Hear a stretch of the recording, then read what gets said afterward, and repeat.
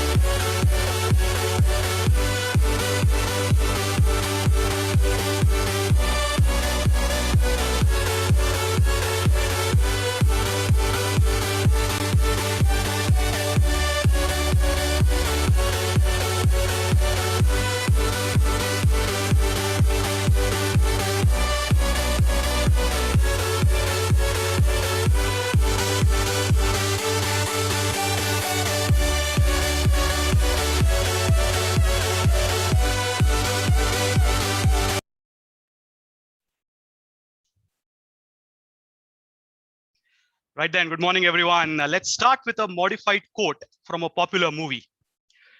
और सुबह हुई उस ऐतिहासिक दिन की जब सूरज की पहली किरणें वीजी वजे कॉलेज पे गिरी और आगाज हुआ उस 2 दिन के नेशनल वेब कॉन्फ्रेंस का जिसका विषय है एक खेल, ठीक है, एक ऐसा खेल जिसके बारे में एक महान बल्लेबाज और भारत के पूर्व कप्तान ने यह कहा था कि इस खेल को हम लंगोटी बांध के गिल्ली डंडा कहते हैं और अंग्रेज इसे कहते हैं cricket. On that note, I wish you all a very good morning. And on behalf of the Department of History of the KAT's VG Vaze College of Arts, Science and Commerce Autonomous, I welcome you all to the two-day National Web Conference on Cricket in Popular Consumption, Tales, Champions, Representations. So while our champions are dominating at the Lords against the Englishmen, we have a star-studded lineup here in store for you, which is no less than the star-studded lineup that we have at the Lords. For the next 2 days, we have a power-packed batting order of experts from the world of cricket. And to match their prowess, we have a lethal bowling attack of academicians and students as well. This blend of experts and academicians is surely a proven formula for a successful victory. And also, for a true admirer of cricket, the gentleman's game, there can be no better way to spend your weekend than to listen to experts during the day and following it up by watching India play Test cricket at the Mecca of cricket. So let's start this electrifying contest with our opening batsman, who also happens to be the captain of our team. Taking strike is the one whose academic brilliance and able leadership has paved the way for the growth and development of the VG Vaze College. His expertise lies in the subjects of zoology, biotechnology, cosmetology, and environmental science. However, our research and scouting team has given us information that his true interest and passion lies in the game of cricket. Requesting the captain of our team, the principal of the VG Vaze College Autonomous, Dr. B.B. Sharma, to take strike. Thank you.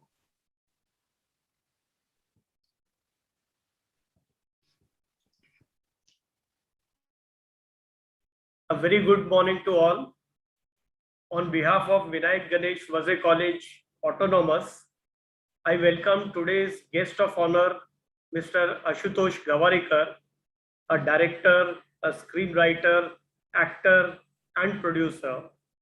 I also welcome Vice Principal Professor Dr. Preeta Nilesh, Vice Principal C.A. Vidyadhar Joshi, all deans, Dr. Dinesh Kumar, C.A. Anil Naik, Dr. Rajit Kengar, Dr. Alka Kalotkar. I welcome all resource persons and my colleagues and the students. I feel very happy, proud, and excited to speak today, as I take pride in saying that Ashutosh Gavarikar was my SYBSc student in 1982 at Midhibai College. Even though I have seen him in many interviews on TV, but the image of him in my mind is still of that young boy of SYBSc. He is a great film personality today. His films have been based on history. I would like to address him as Dr. Ashutosh Gavarikar, as every time I see his film, I feel it's like a PhD thesis on screen. My actual role today is to give introduction of the college, but I could not resist speaking a bit about Ashutosh as he was my student, and I still remember those days of mine in Midhibai. I was there for 4 years, 1981 to 1984, and I would not feel anything wrong in saying that it was a completely different patch of my life. It's very different to be young and to be at Midhibai College. About our college, Vinayak Ganesh Vaze College is 4 times NAC accredited A grade college. The Kelkar Vaze College was listed in top 20 colleges in India by India Today in 1998. The college was awarded status of college with potential for excellence by UGC. The college was awarded the Best College Award from the University of Mumbai. The college has a star scheme from DBT for the undergraduate research. The college has 20 departments, 8 of which are up to postgraduate level, and 9 departments have PhD centers.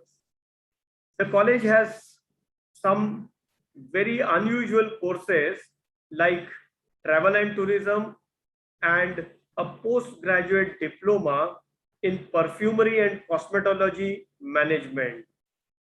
We have a scientific research center and a cosmetic testing center with toxicology testing and formulation labs.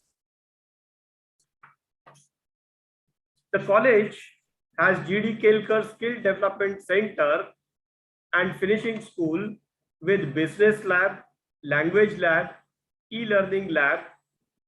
The college is very active in its ISR activities. Our cosmetology department runs a special training in olfactory evaluation for visually challenged. We provide skill development for students and teachers of rural colleges. The Scientific Research Center in our college caters to the industry by providing them technology. The Scientific Research Center also caters to agriculture by providing tissue cultured aromatic oil plants to farmers with full buyback policy. I'm proud of the college, and I'm also proud of all my students in the college presently. And once again, I welcome Ashutosh, Dr. Ashutosh, to our program. Thank you. Thank you so much, Sharma sir. Thank you so much. There was one thing that I mentioned in the introduction is that, sir, our scouting team somewhere has given us information that one of your true passion and interest is in the game of cricket. So could you share that, please?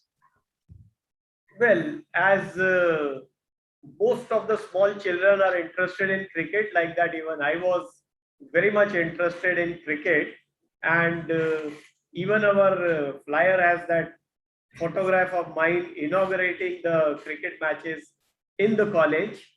Okay, so now I think I can only show my interest by watching cricket, and I do watch cricket, but then from playing, I think I'll be out of it, as I'm closing on to 65 years of age now. So it's an age to retire even from the service, but I'll still love to play cricket if given a chance. Wonderful. Thank you so much, sir. Thank you so much. It's always your leadership and sportsmanship that helps us in coming up with these different ideas of conferences, and always a pleasure being a student. Thank you so much, sir. Thank you. Right then, moving ahead to our vice captain now. The skipper is done. Let's move on to the vice captain, and that is the vice principal of the degree college. That's Professor Dr. Preeta Nilesh. She is a recognized PhD and MPhil guide for history and strategic studies at the Mumbai University and the College of Naval Warfare. She's also the head of department of the history department of the Vaze College. Personally, having been her student, I know that her subjects of expertise is everything. And even if there is one small subject which is away from her expertise, it can't stay away for long due to her immense love and passion for research. Always known for her aggressive and bindas batting style, is the convener of this national conference. Requesting Professor Dr. Preeta Nilesh to present her concept note.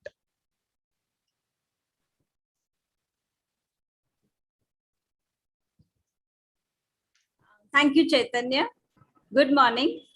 Respected guest of honor, Mr. Ashutosh Gowarikar, Principal Dr. Sharma, members of the management, invited guests, deans of Vaze College, chairperson IQAC, faculty members, friends, and dear students.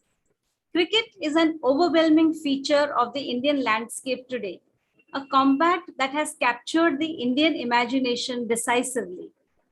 Cricket is a symbol of a sporting practice that embodies India, which is watched in rapt attention in stadia and every other media context.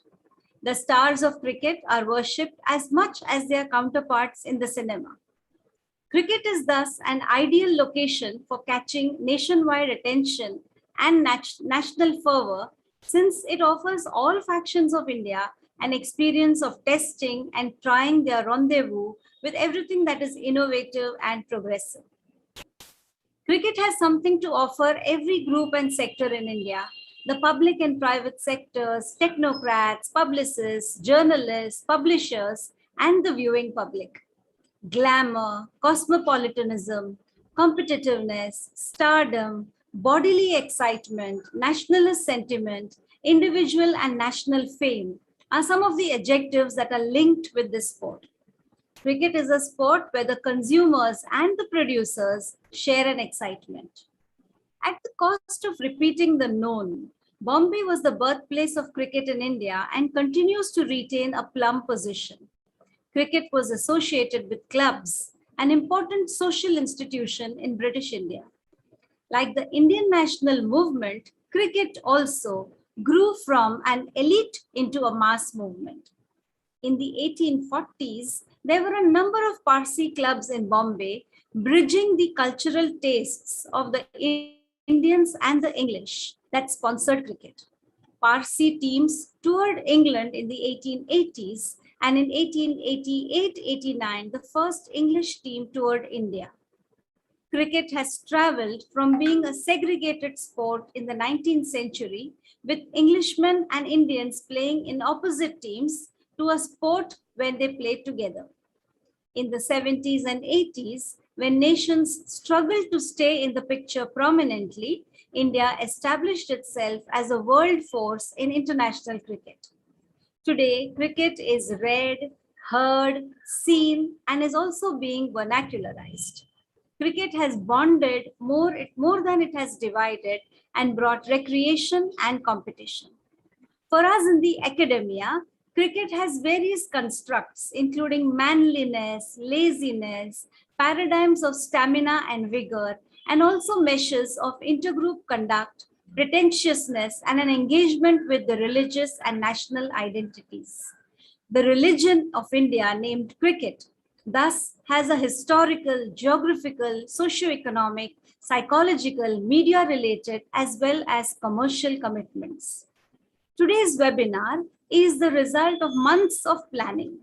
It is dedicated by the Department of History to our dear Vice Principal of the Junior College and one of my closest friends, C.A. Vidyadhar Joshi, who is also a paper presenter today.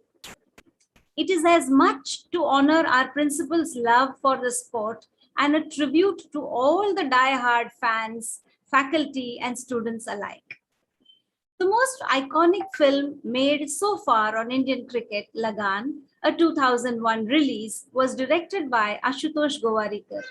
It was his, I quote, ultimate dream, unquote, to create something that would linger in the minds of the audience, and it has. Lagaan celebrates its 20th this year, a sports epic, a tale that showcased the brilliance of Indian storytelling intertwining the magic of cricket. Lagaan was about Indian culture, a culture of the masses, and a patriotic tale of Indian cricket glories that was told by Bollywood. For an average Indian, what can be better than getting the two most important symbols of Indian cultural life, cricket and Bollywood, together? For us at Vaze College, what can be better than getting Mr. Ashutosh Gowarikar and Mr. Wasim Jafar together to speak to us at this national webinar? I consider it my good fortune that I was able to connect with an old family friend, Ashutosh Gowarikar.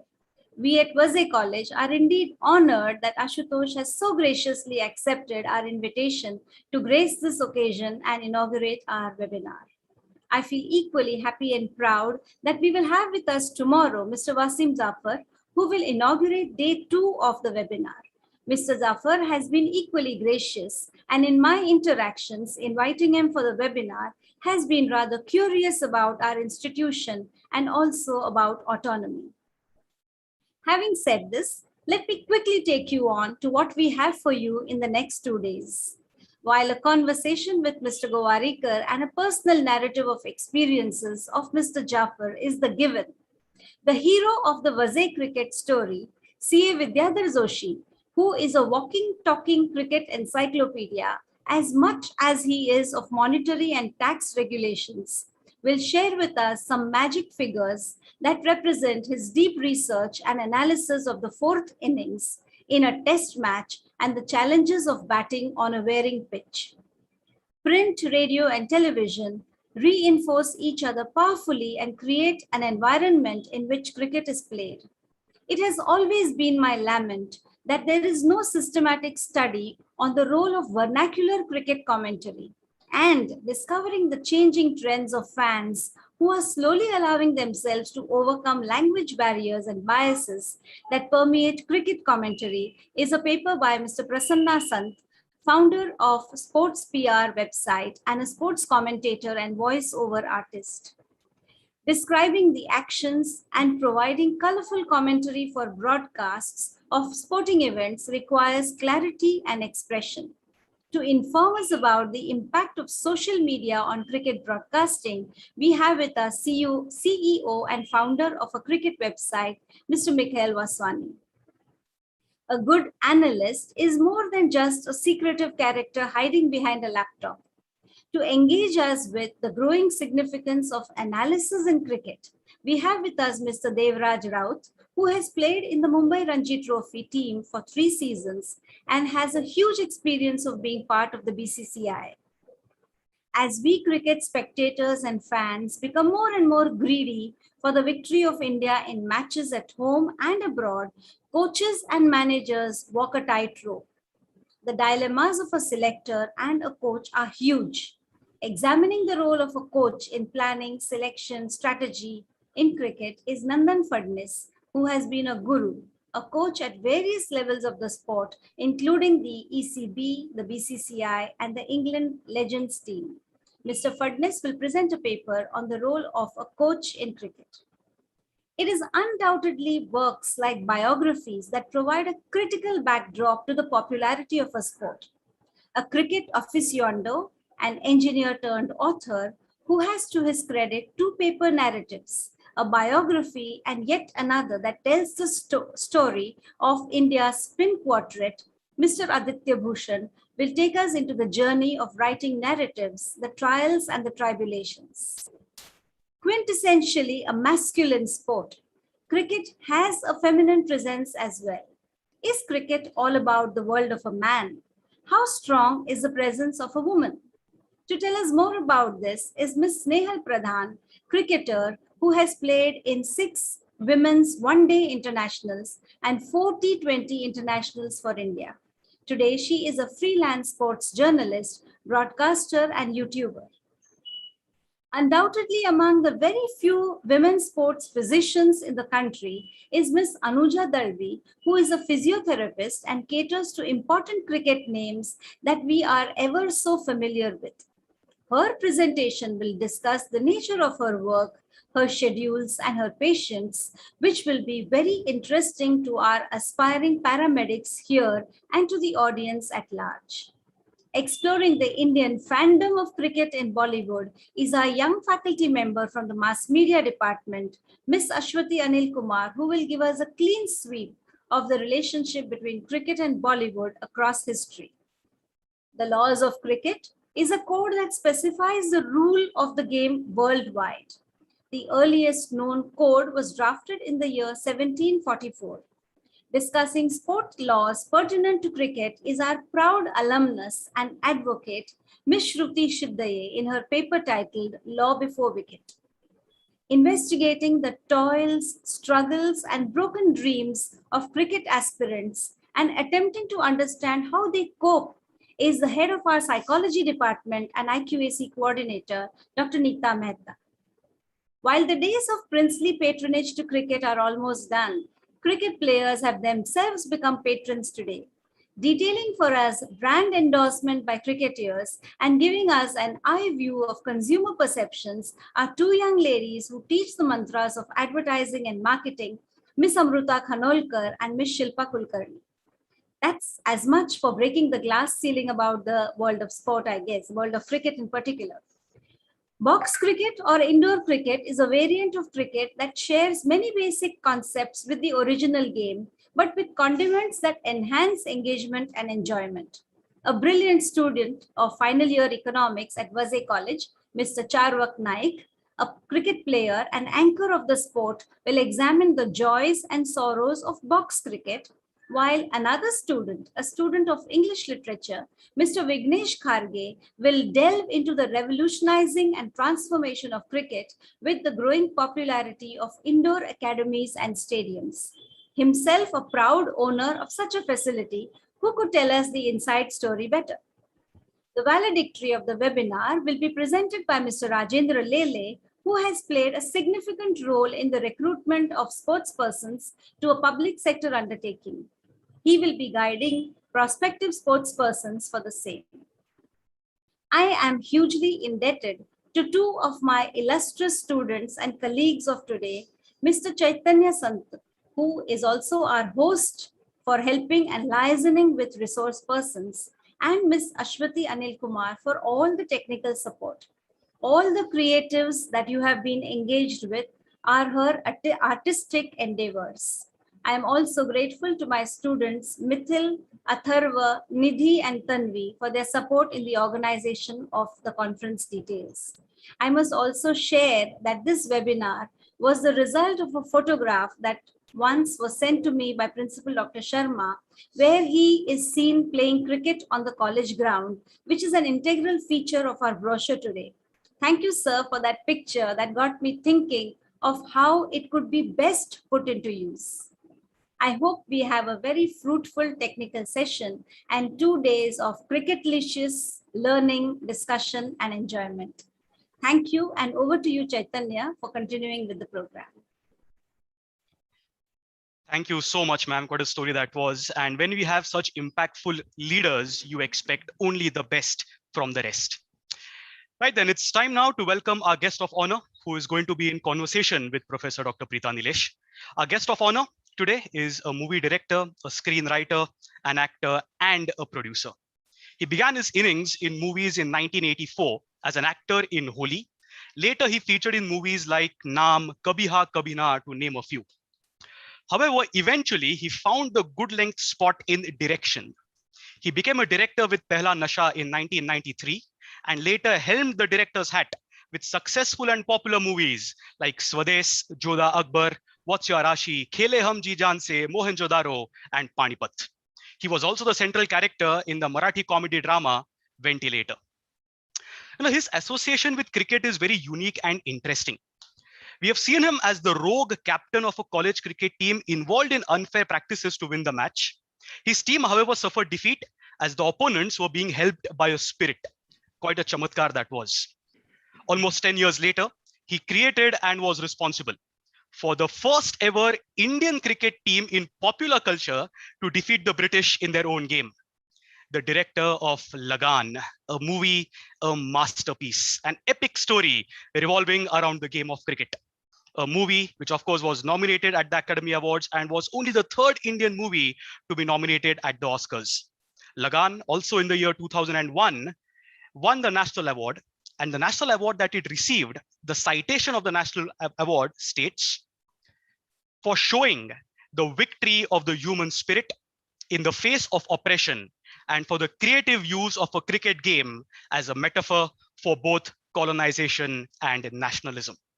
It's an absolute honor on behalf of the KAT's VG Vaze College Autonomous to welcome our guest of honor, Mr. Ashutosh Gowarikar. Ashutosh sir, good morning and welcome. Namaskar, everyone. Good morning. Pleasure to be here this morning. I heard all the kind words that Professor Sharma ji has said. It's really a pleasure to see him again after so many years. In fact, my botany years, what I remember, he was the kindest professor that was there in our teaching faculty. And I have fond memories of interacting with him during those years. And on certain occasions, I had taken special permissions from him to miss his class because I was doing extracurricular activities like doing plays and representing college in drama and education and singing and the works. So he would very kindly allow me to go. And I just heard that he said that he's close to retiring. I think such kind-hearted and generous professors and principals should not ever be allowed to retire. We need them. So it's a pleasure to reconnect with him. And Preetaji, of course, I've known her for so many years, and it was very nice for her to reach out to me.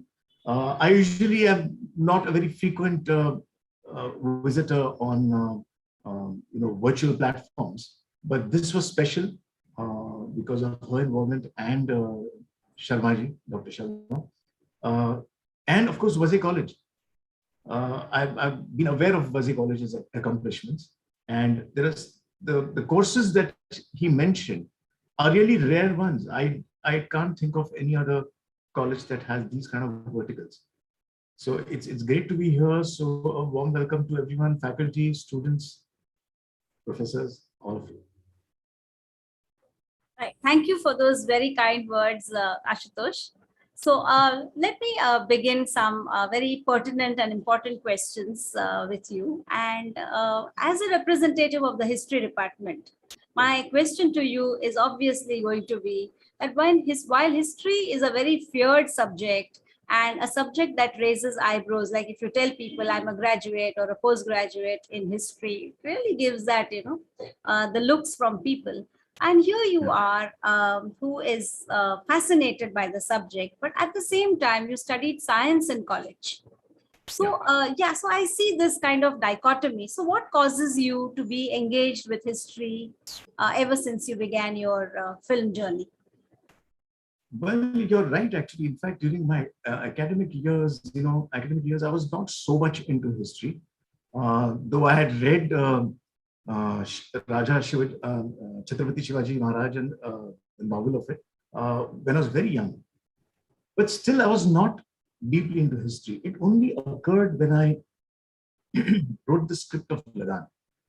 In fact, with Lagaan, what I was trying to do is, I was trying to create a story of how different people from different backgrounds who don't have common, goals, how can they come together despite their differences?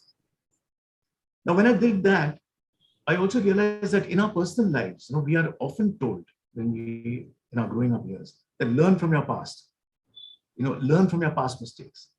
Actually, we never do. And that's because we, believe that I don't need to, refer to what happened to me in the past. Situations are very different now, and I want to address them differently. And we land up committing the same errors. And I think a nation's history is also somewhat similar. Our history is glorious. We need to learn from it. We need to study it and apply new solutions to the problems that we have.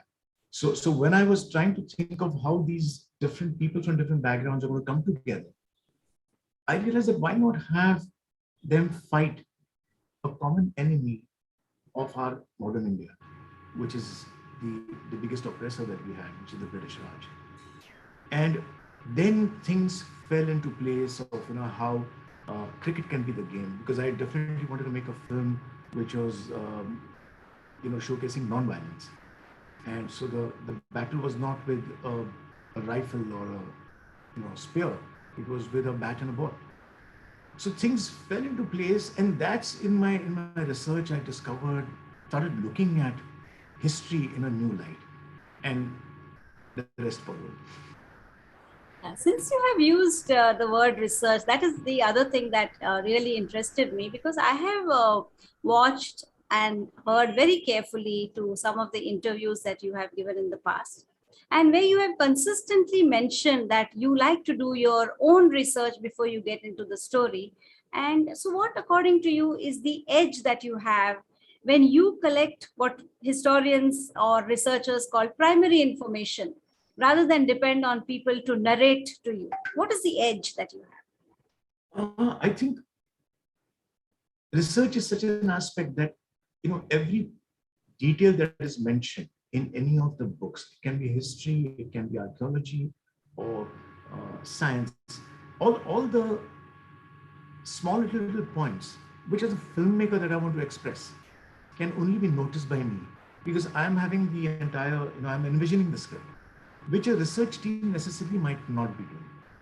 I also think that I might read a book and realize that after reading the entire book, there's only one point that I can use from that book. And still, it becomes worth reading that entire volume or whatever that I have read. And those details find their way into the film by way of not just script, not just by way of the manners and morals of that society, but also by way of costumes and art and what the sound design can be, what are the little properties that can be used.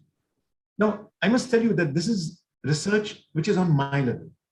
After my head of departments come in, it can be costume or art or cinematography, they do their own research and then we try and bring it in together. But first, it's important for me to know what I am talking about. And hence I do the research myself and I enjoy it. Right. Yeah, so the question that everybody would want an answer to: why a film on cricket, and why this interest in period films? Like, what is it that drives you to historical films? Like I said, I think we need to learn from our past, and there are so many chapters of our history which are, very difficult to encompass in your education syllabus. I might make a film like Panipat, and it might just be one paragraph in a history book. I'm talking when I'm saying history book, I mean our education syllabus. Right. What exactly happened and how it happened and what is it that led to this war, or what is the prehistory of Mohenjo-daro?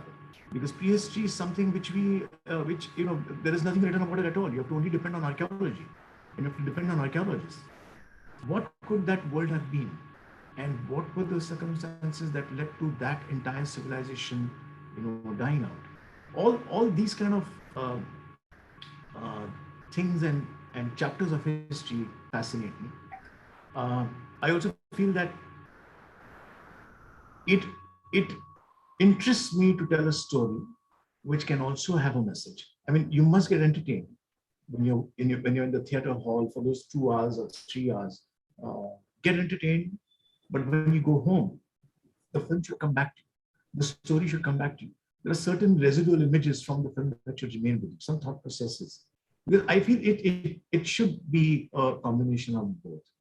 And hence, to create different worlds interests me. And while doing history, I've also been making contemporary films. So I always try to do one contemporary film between two, historicals, because historicals are really enjoyable but time consuming. So would you like to tell us about your journey in the handpicking of the cast of Lagaan, the challenges and joys basically?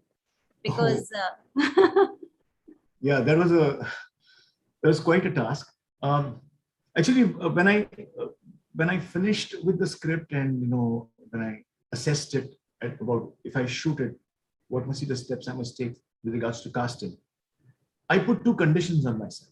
Number one, the Indian cast. And when I'm saying Indian cast, I'm saying mainly the cricket 10 players. Not one. Amir was already, he was the reason why the film happened. The other 10, I wanted to cast the Indian actors who did not know how to play cricket. Because right from their stance, right from the way their body language is, it should be unbelievable to see them. And you should wonder, how are they going to learn cricket, and how are they going to play, and how are they going to beat this British team? And as far as the British team was concerned, I went to London and did auditions and did the casting there.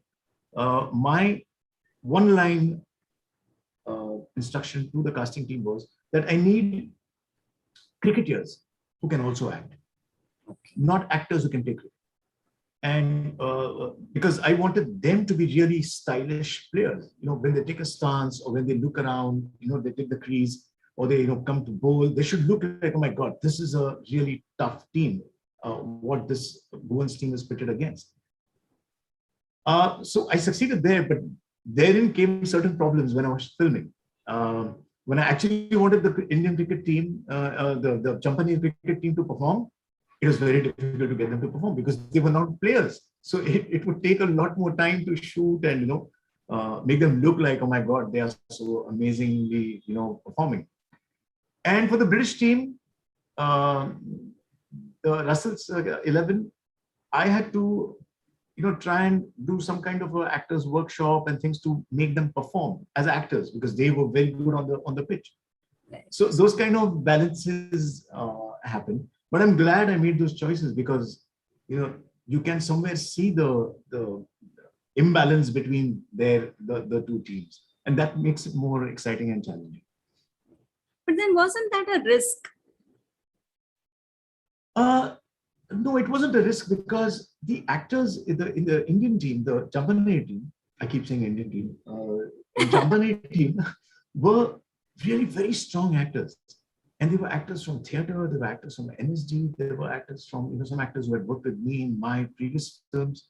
So it was quite a mixed bag. They looked the part. So it is important for, any viewer, when he comes in to see Lagaan, he must enter this world. The only known person in that entire film should be Amir Khan, because that was the star that I was, really holding the entire film together. And with him were all these new faces and a new world, and we shot in Kutch to give it a new landscape. It should look like a land that belonged to, the past century. And that's what we got in Kutch. So all these aspects came in together to create the believability of this implausible story, as I would say. Absolutely. I have also been reading that Lagaan is used by several B schools to teach a lot of management lessons. Many of them are very great lessons for us in an institution like a college, be it team spirit or, turning back to the team in times of desperation, or a kind of diversity to be a successful team, or motivation, taking a lead, great leadership, being front runners, optimism. And especially now that since last year we have moved into the status of autonomy, these are extremely important to us. But for you, what was the most important lesson, from Lagaan, especially when you look at it, give it a hindsight view, like 20 years, and then you turn, what is it that you see that came out as a most important lesson? I'm not talking about social message at all. Yeah. I think that, a lot of times we are faced with a task and that seems extremely challenging. And our first immediate response is that I can't do this. And I don't think I have the courage or the support to be able to do this task. And therein we are taking the first step back. I think the very fact that Bhuvan takes this step, takes this challenge, and goes step by step into methodically trying to convince people. So when I was writing the script, I went through a lot of management courses, management steps that people take, and I couldn't involve take in everything, but I used a lot of these little lessons of management to tell this story. And it is absolutely flattering that that you mentioned that some colleges use Lagaan as a reference for management. But I think that so the lesson that audiences, why they like Lagaan so much is because somewhere it fulfills their dream or their desire to achieve the impossible. It is exactly like how we really adore a Sachin Tendulkar. Sachin, in some way, is constantly fulfilling our dreams. I keep talking about him even in present tense. I know for me, he's not the past. So Sachin, whenever he went on the pitch, he was fulfilling our dream.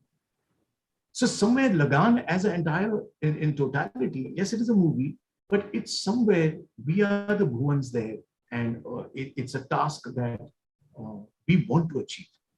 And it inspires. We want to go out and do a methodical approach in tackling all the problems to achieve that task, and not, move back, take a step back. Absolutely well said. Absolutely. Yeah.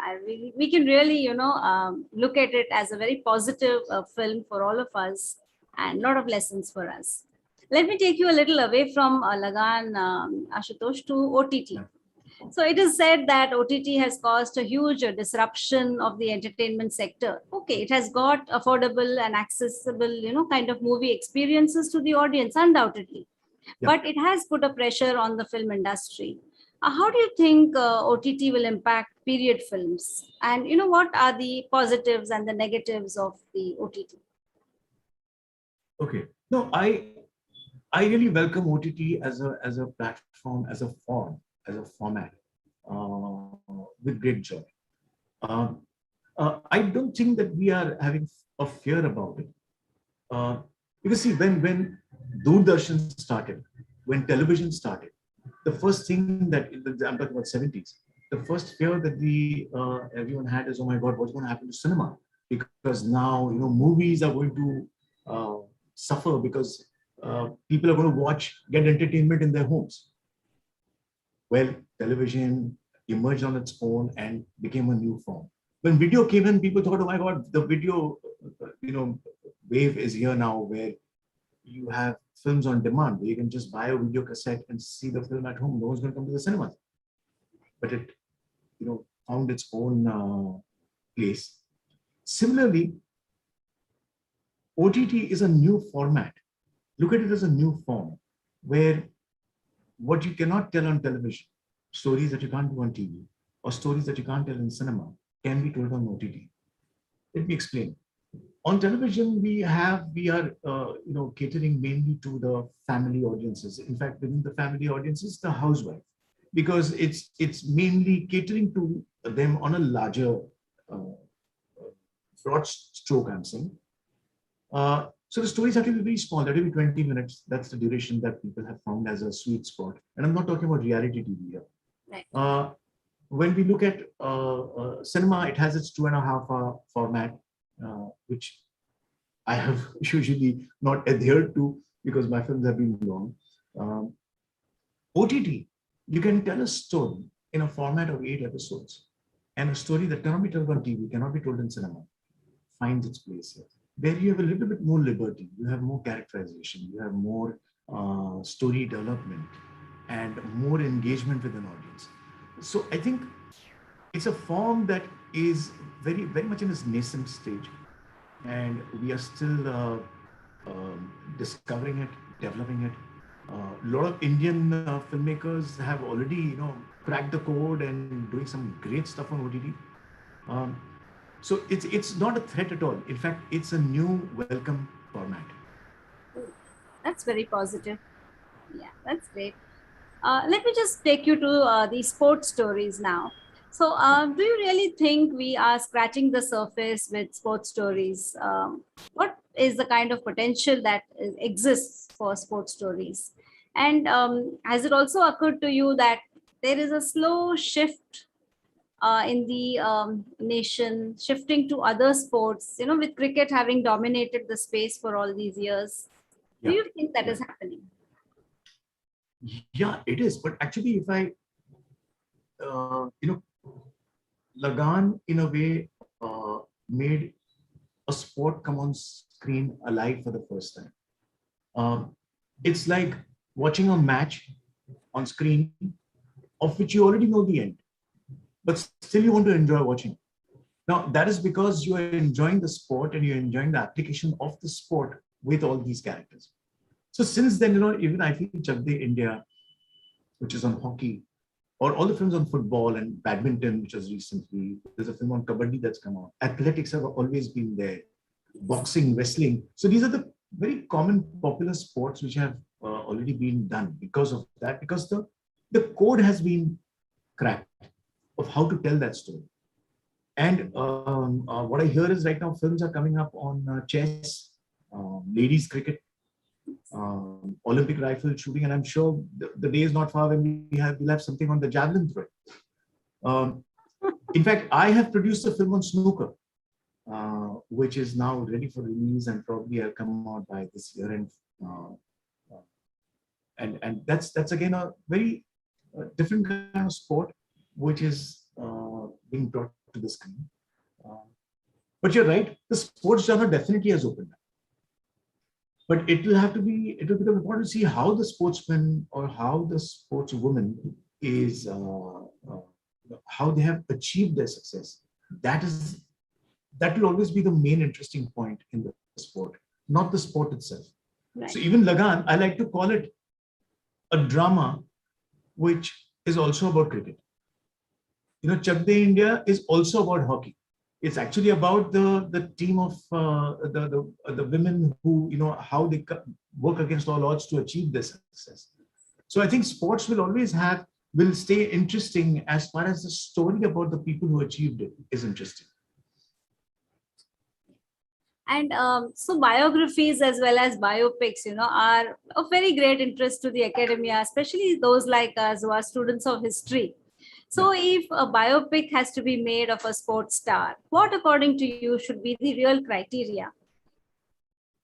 And also a question which you can take together is, do you think that these biopics are being made a little too early? For example, Dhoni was made during MS Dhoni's active days, or Mary Kom and Sania. So are we really going in the right direction? Because I just read an interview of Neeraj Chopra where he says, that a biopic on me can actually wait. So, what is your take on this? Yeah. So I think that sports sports people are very inspiring people. Once they have become celebrities, or when they have got celeb status. So they are definitely a strong influence for the generation. And we have to take care when you make movies on them that, we must see the trials and tribulations of what they went through. How it is not easy to become a sports person. What do you have to do to, how do you take the challenges? What do you do with the funds? How do you arrange the funds? What are the hurdles? What's the resilience? All these aspects will become very important when you're telling a story on a sports person. Like some time back, I made a show called Everest, which had mountaineering, which is a very unusual sport. But that was a sport, and it was about a girl of how she scales Everest to fulfill her father's dream. And that show, just 1 year after the show got telecast, I got a call in the month of June the next year from a mountaineer who had scaled Everest and come back. And he called me to thank me, saying that, I have achieved, I've scaled the peak. And while I was giving him heartiest congratulations and everything, he was saying that the show that you created was my starting point. Ooh. So every detail that you showed in the show was something that always guided me when I was preparing for scaling of Mount Everest. He did exactly what my main character did. He went to Nehru Institute of Mountaineering, he went there, took the classes, and so on and so forth. So somewhere, the sports that you're taking, the people that you're going to showcase need to be really presented in a right way. And coming to your second question, I think a sports story should be told the moment the sports person wants his story to come out. Like in the case of now Neeraj Chopra, if he feels my story can wait, so be it. But Milkha Singh ji, who achieved so much so many years ago, his story only got told now. It could have been told maybe 20 years earlier, but that opportunity never arose. So I don't think there is, we should not recondition ourselves that whether a sports story should be told when the player has just achieved it or when the player is alive. Yeah, it's nice for the player to be alive and see his story come up on screen and get more adulation. Because people always look at Neeraj Chopra's won the gold, but how did he do it? What did he do? How much? What are the troubles he went through? How he faced defeat and then how he rose? All that is very, very important, I think. So I think that we should make the story the moment the sports person wants to be heard. So Finally, I would like to ask you, you did mention the film that you are planning on snooker, but what else is in the pipeline, and what kind of treat are we going to get as soon as, things fall in place and our routines are in order? Well, when you ask a filmmaker that, filmmaker usually is very tight-lipped. Yeah, okay. All I can tell you is, my scripts are in development since the past 2 years. I've just been developing a couple of scripts. I'm about to decide and probably announce in another month or so. So there'll be a formal announcement coming out. But I can talk about Tulsidas Jr. I've called it, it's a film on snooker. It's directed by Mridul. It's about a 13-year-old boy who avenges the defeat of his father in a game of snooker, and how he goes about doing that. So it's a very, it's a funny, very inspiring film. It's called Tulsidas Jr. It should be coming out by this year. Okay. We really look forward to that. And would you have a quick word for all our paper presenters here, for Vaze College, for the audience, especially the students who are here today? They're all watching on YouTube. And if you wish to share anything about your family, about the IPL, please go ahead. The floor is yours. Yeah. No, I just, I mean, everyone has their own experience of, their path, their own journey. So I feel I'm still too young to, give them that kind of an advice of how they should lead their life. But all I can say is very strongly and strictly follow your dream. Don't steer yourself away because you got advice from someone that goes against your chain of thought. If you agree with the advice, then definitely do what you feel, but follow your dream.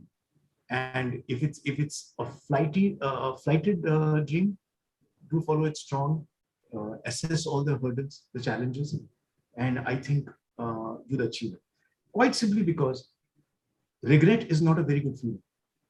You should not look back 5 years down the line and say that I should have done that. Why did I not do that then? So there should be no regret. So I think so that's my motto that has always been that I want to go ahead and take that challenge. So I would wish all the success to all the students of Vaze College for their success.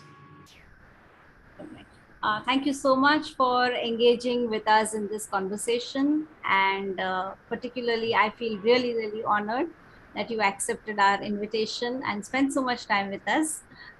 Be our guest for as long as time permits, and in the meantime, I would hand over the proceedings to our young student Tanvi for a very formal vote of thanks and pertinent announcements about the technical sessions. Thank you, Ashutosh, and over to you, Tanvi. Thank you, Preeta ma'am. On behalf of the History Department of KET's VG Vaze College of Arts, Science and Commerce Autonomous, I would like to present the vote of thanks. Thank you to our guest of honor, Mr. Ashutosh Gowarikar, for joining us today and your wise words of wisdom. Our deepest thanks to all the resource persons for accepting our invitation.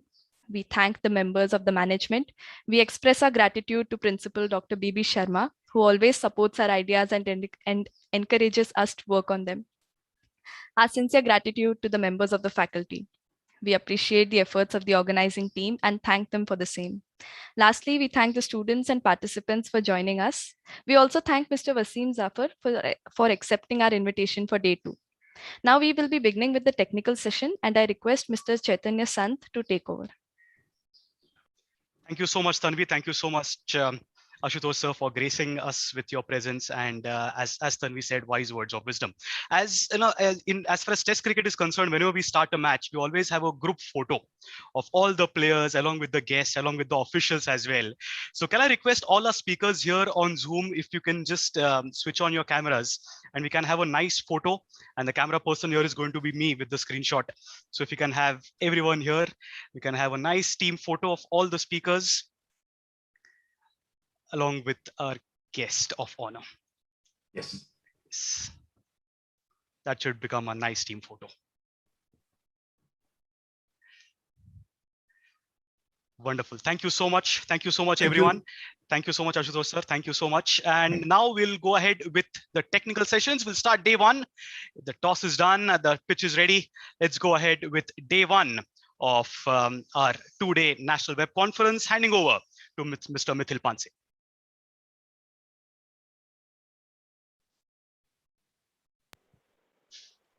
Thank you so much, sir. Before we begin with the technical sessions, there is a little information and few instructions for everyone who's joining in with us on YouTube. So before calling on the first presenter, the audience are allowed to pose questions to the presenter only after they are finished with their presentations. Whatever you post on YouTube, we will be taking a look at those questions and we'll be choosing out from them which questions can be asked to the presenters. We'll be sticking with 2 questions and for each speaker. So do let us know whatever you think about the presentation, what questions you have on the live chat in YouTube. Also, please do not forget to like and share the YouTube stream. Now, without further ado, let us call on the first presenter on our pitch. Please welcome Ms. Shruti Sidhaye, who is a lawyer with specializations in corporate law in sports, media, and entertainment. The pitch is yours, Shruti ma'am.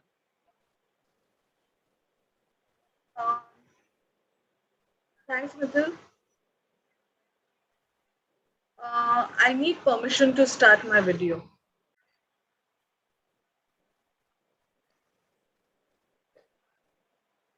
I'll just share the screen. Yes. Is it visible?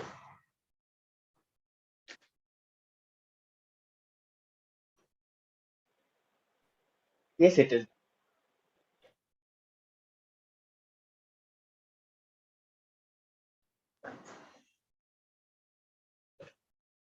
Thanks, Mithil. Good morning, everybody.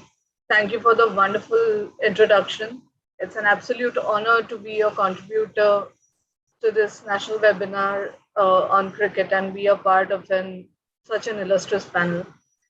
I thank each and every person who is instrumental in putting together this spectacle of an event. Having said that, and without wasting much time, I start my presentation on LBW, Law Before Cricket, the legal lens to look at the game of cricket. So when we talk about cricket and law, there is absolutely the law of the game, that is the rules with which the game of cricket is to be played. However, I will touch upon the other aspect of cricket and law, that is the law that governs the game in India and upholds its sanctity by maintaining its pure and unadulterated form. So in India, sport invokes an emotional attachment with people, especially sports like cricket, football, and with recent success at the Olympics, even hockey. With the changing formats of the game, the dynamics of sports have changed and the spectrum has become broader than earlier.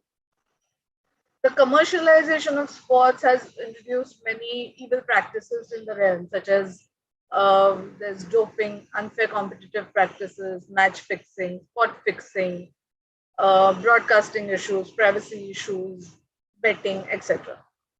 However, the plight is that as much as the sport has developed, the law related to sport is still at a very nascent stage.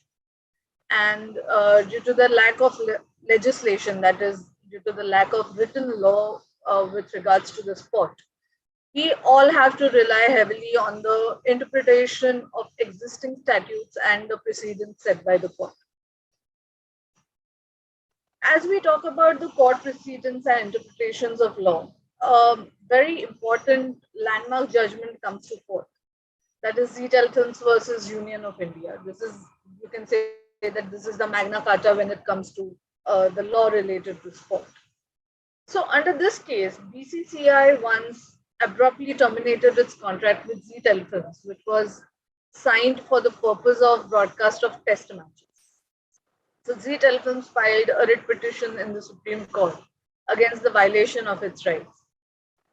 However, under Section 32, under Article 32, under which a writ petition is filed, a writ petition can be filed and is maintainable only if the authority against which the writ petition is filed comes under the state ambit. The question that came to forefront was if the sports authority BCCI comes under the state ambit. No law defines this, and hence the Supreme Court had to interpret the law and come to a conclusion. The court finally came to a conclusion that because BCCI is an independent sports body, it does not come under the ambit of the government.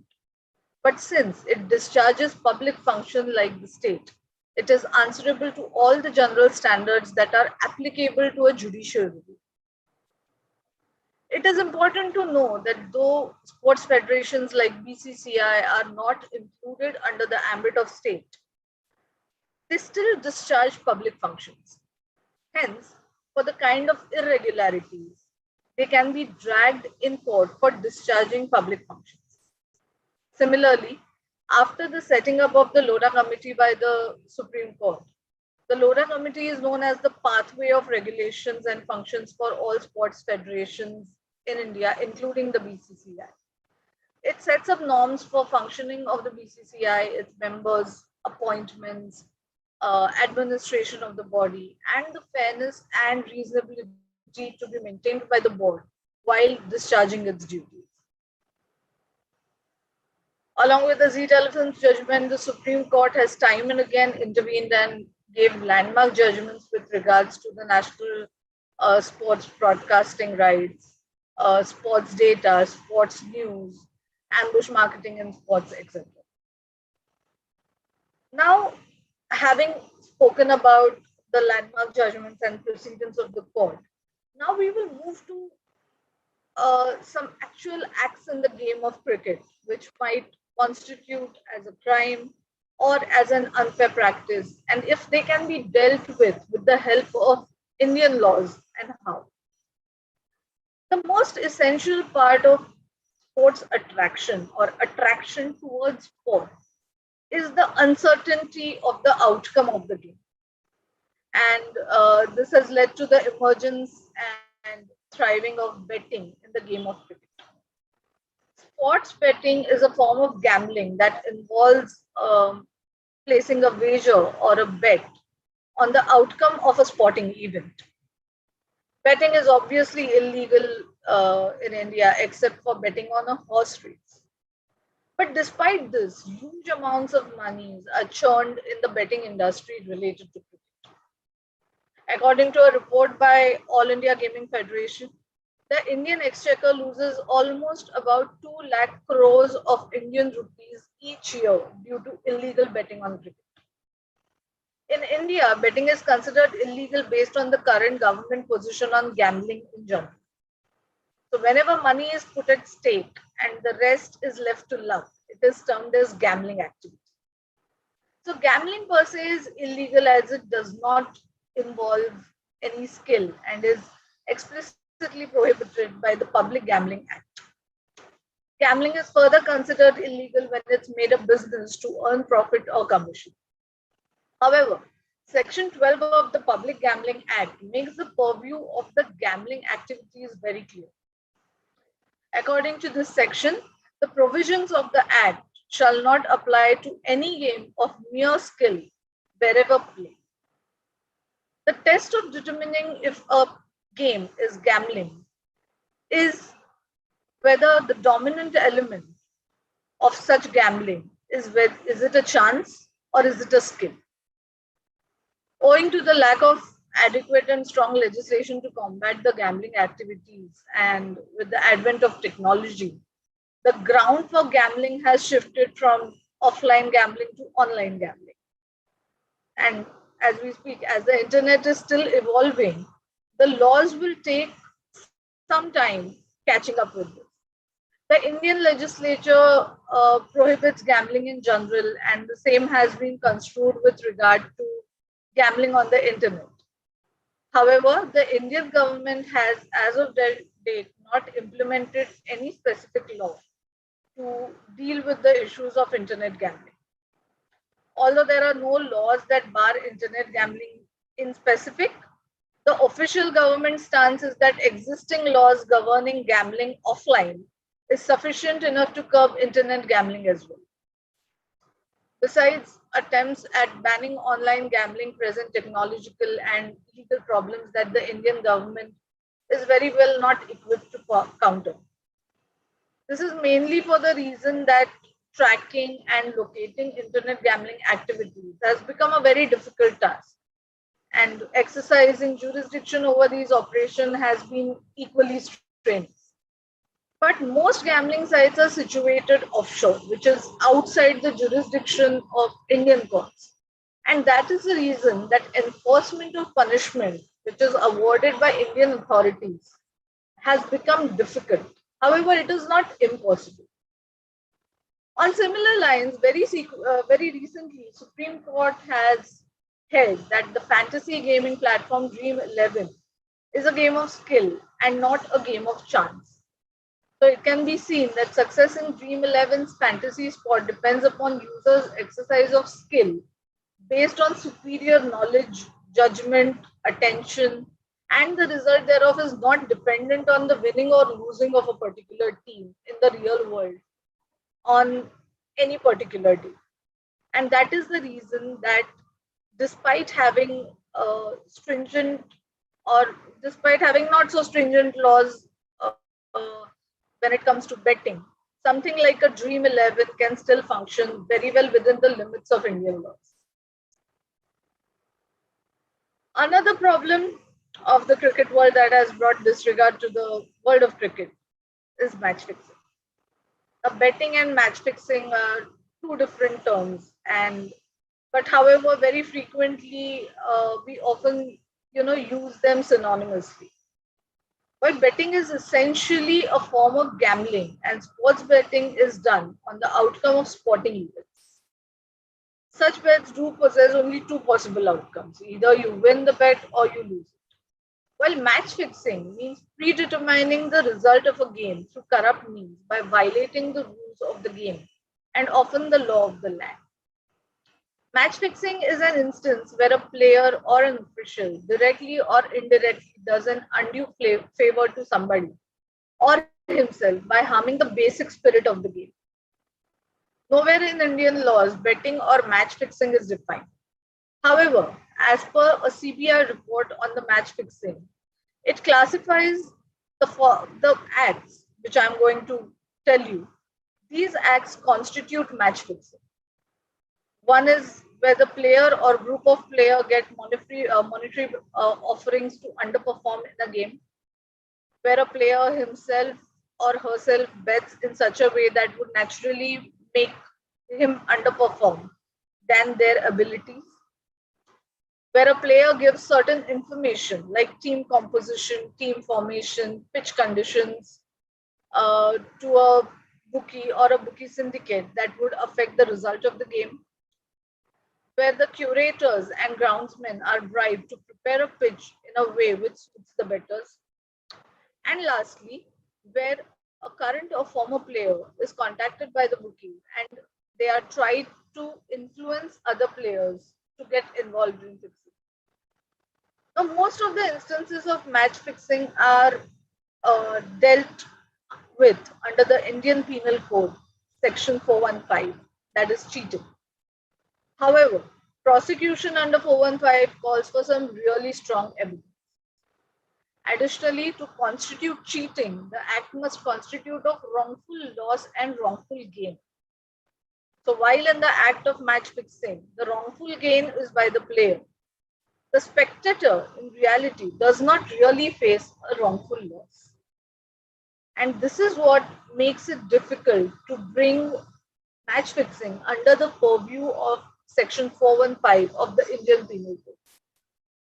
Match fixing also cannot be dealt with under the Prevention of Corruption Act because cricketers are not public servants. So overall, now the question is how to tackle the menaces of betting and match fixing. With the prevalent laws, it's very difficult because there are a lot of loopholes and most of the match fixing activities take place because there are n number of loopholes and advantages of those loopholes can be taken. However, there are certain remedies which are proposed to tackle this situation. The Law Commission in the year 2018 recommended that sports betting should be legalized. According to the report of the Law Commission, betting should be legalized so that the meanness of match fixing could be stopped and restricted. Once the regulations regarding this industry are laid down, it would be easy to identify the legal and illegal bettors and betting agencies. It would also help to recognize match fixers and bookies because most probably it will be the illegal bettors who would be involved in match fixing. Thus, in this way, a concrete framework would be functioning and would help to identify people and agencies involved in match fixing. Several attempts were made by the government also to tackle the issue of match fixing and sporting fraud previously. But the most remarkable attempt till now came in the year 2018 in the form of Prevention of Sporting Fraud Bill 2013. This bill was introduced in the parliament. It was introduced, but it was never tabled and hence never passed. However, it was drafted with the goal of preventing and combating sports fraud, which affects the integrity of sports and fair play in relation to national and international sporting events and matters connected with them. The salient features of the bill were that the sporting fraud as a practice was defined. This bill proposed for stringent punishments, which also included imprisonment. Even any attempt made to commit an offense is made punishable with the same punishments as far as are for committing the offense. And this bill includes not only players but also coaches, supporting staff, managers, and administrators. However, due to legislative ignorance of the issue concerned, the bill is yet to be tabled in the parliament even after 8 years after preparation of the draft. Now we move on to the other practices along which go hand in hand when it comes to cricket, which are not the best of the practices of the industry, but anyway are a part of it. So as the commercialization of a sport increases, malpractices creep in as well. And with the pyramid structure prevalent in the spectrum of any sport, one can see how the apex bodies sometimes abuse their dominant position by inculcating dominance over the other sports governing bodies, players, and officials. So many sports organizations utilize monopoly practices in the market to earn profits and success, leading to anti-competitive behavior in the market. So according to the Competition Commission of India, it was held that the sport bodies could impose regulations by themselves, provided it is implemented for the sake of sports issues only. The Competition Commission of India mentioned that those games which aim for commercial gain will be drawn in the ambit of Competition Act, and the Act will come into play further on. Thus, the commercialization of sport should not be overlooked as it can lead to the loss of players at an individual level and can result in the loss of the country in terms of reputation and economics. One bit that all of us again cannot ignore despite several attempts is the evil of doping in the world of sport. Whenever we hear about doping, the first thing that comes to our mind is using steroids, performance enhancing drugs by the sportsmen. And this is not limited to just that. To a certain extent, it is true that doping is also is about the usage of forbidden drugs. However, it is also the usage of certain biological methods like gene doping or blood transfusion. To keep the spirit of the sport alive and intact, it's necessary to prohibit doping among the sportspersons. In the year 1999, the World Anti-Doping Agency, what we call as WADA, was established with the motto of creating a world where every sport person can compete in a doping-free environment. Now, WADA WADA publishes an annual list of drugs and methods which are prohibited to be used by the athletes. And the list is contained in World Anti-Doping Code. All the signatories of WADA, including India, are expected to abide by the code and legislate their respective anti-doping laws. The organization which carries forward the task of conforming with the rules and regulations of WADA in India is the National Anti-Doping Association, that is NADA. One may obviously think how a skill-based sport like cricket can be affected by the meanness of doping. However, with the past decade witnessing the emergence of shorter versions of cricket like 2020 or T10 cricket, cricket has become more of a game of strength and power. So there could be instances where fast bowlers and pitch hitters are most likely to use these doping drugs and methods, as the skill requires a certain threshold of strength also. Thus, the cricketers have also become very much prone to doping. And thus, to combat the challenge of doping in cricket, the apex body in the world cricket, that is International Cricket Council, became a signatory of WADA in the year 2006. So, however, ICC had been conducting anti-doping tests since as early as 2002. Becoming a signatory of WADA was a turning point, as from now on, ICC will have to strictly adhere by the World Anti-Doping Code. And to pursue the same, ICC has also adopted ICC Anti-Doping Code, which is consistent with the WADA code. So this is how, this is how we tend to combat the ill effects of doping and the effect that it has on the game of cricket. Now, this is one of the last legs of the influence of law when it comes to cricket. So with highly commercialized game of cricket, and with the major buck churning, the majority of money pours in through the exploitation of intellectual property rights, which are related to the game. The trademark protects the logos, name of the sporting event, team names, domain names, jingles, taglines, and so on. For example, the logo of BCCI or maybe the IPL team names like Rajasthan Royals or Mumbai Indians are protected as trademarks. And any person using such trademarks on the merchandise like jersey, mobile covers, etc., would be liable for a trademark infringement. The artwork of logos, literature and promotional materials, merchandise, sound recording of music, lyrics on the theme songs, all this is protected under the copyright law. Then we come to the broadcasting rights. Now, broadcasting rights are the right to distribute, stream audio, video content via any electronic media. So these rights are transferred by the virtue of the licensing agreement between the broadcaster and the producer or event organizer of sports events.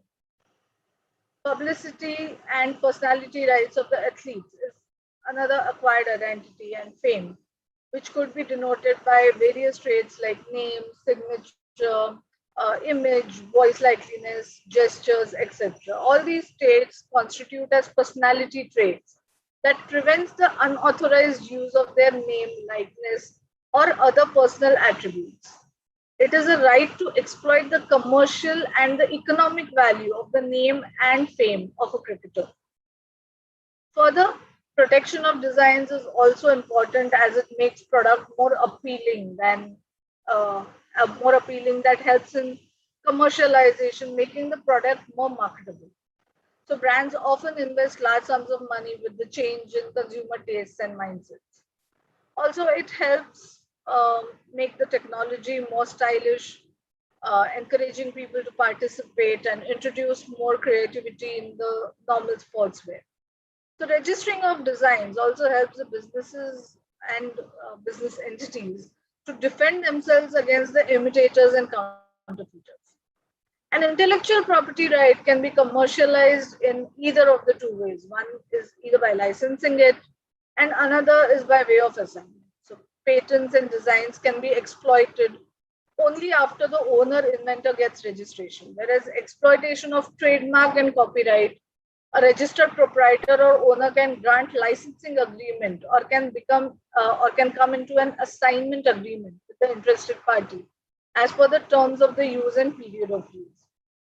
So since registration of copyright is also voluntary, the owner can commercially exploit it as he or she may deem fit. In the case of trademarks also, the registered proprietor can grant license or assign it either or after the registration of trademark or before, depending on the terms of use. Hence, it is the intellectual property attached to the sport that brings across various facets of the game of cricket alive. So in these ways, the law of the land and the world at large become an integral part of the game and paves a way for its growth in more ways than one. I would conclude this presentation by just saying that law gives the sport, the game of cricket, a shimmer that not only enhances the beauty of the game, but also adds value to it, which shall only keep growing by leaps and bounds. Thank you so much.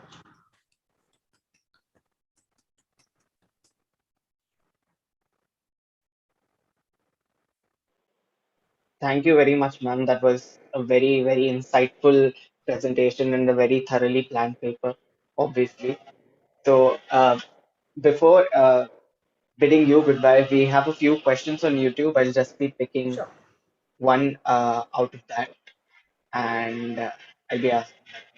So, one of our participants has asked, do you think betting on the online apps takes away the joy of enjoying cricket?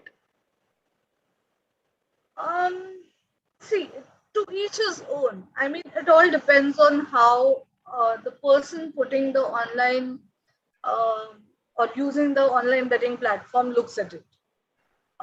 Yes, it is a commercial activity, but as long as it is within the ambit of law, as I said, I think it should be fine because as the law also says that there is a difference between a game of chance and game of skill. The moment the entire activity moves from a game of chance to a game of skill, the entire paradigm changes. And I think that is what it matters. So, whosoever is getting into it, hallelujah. I mean, well and good for them if it suits their requirements and their needs.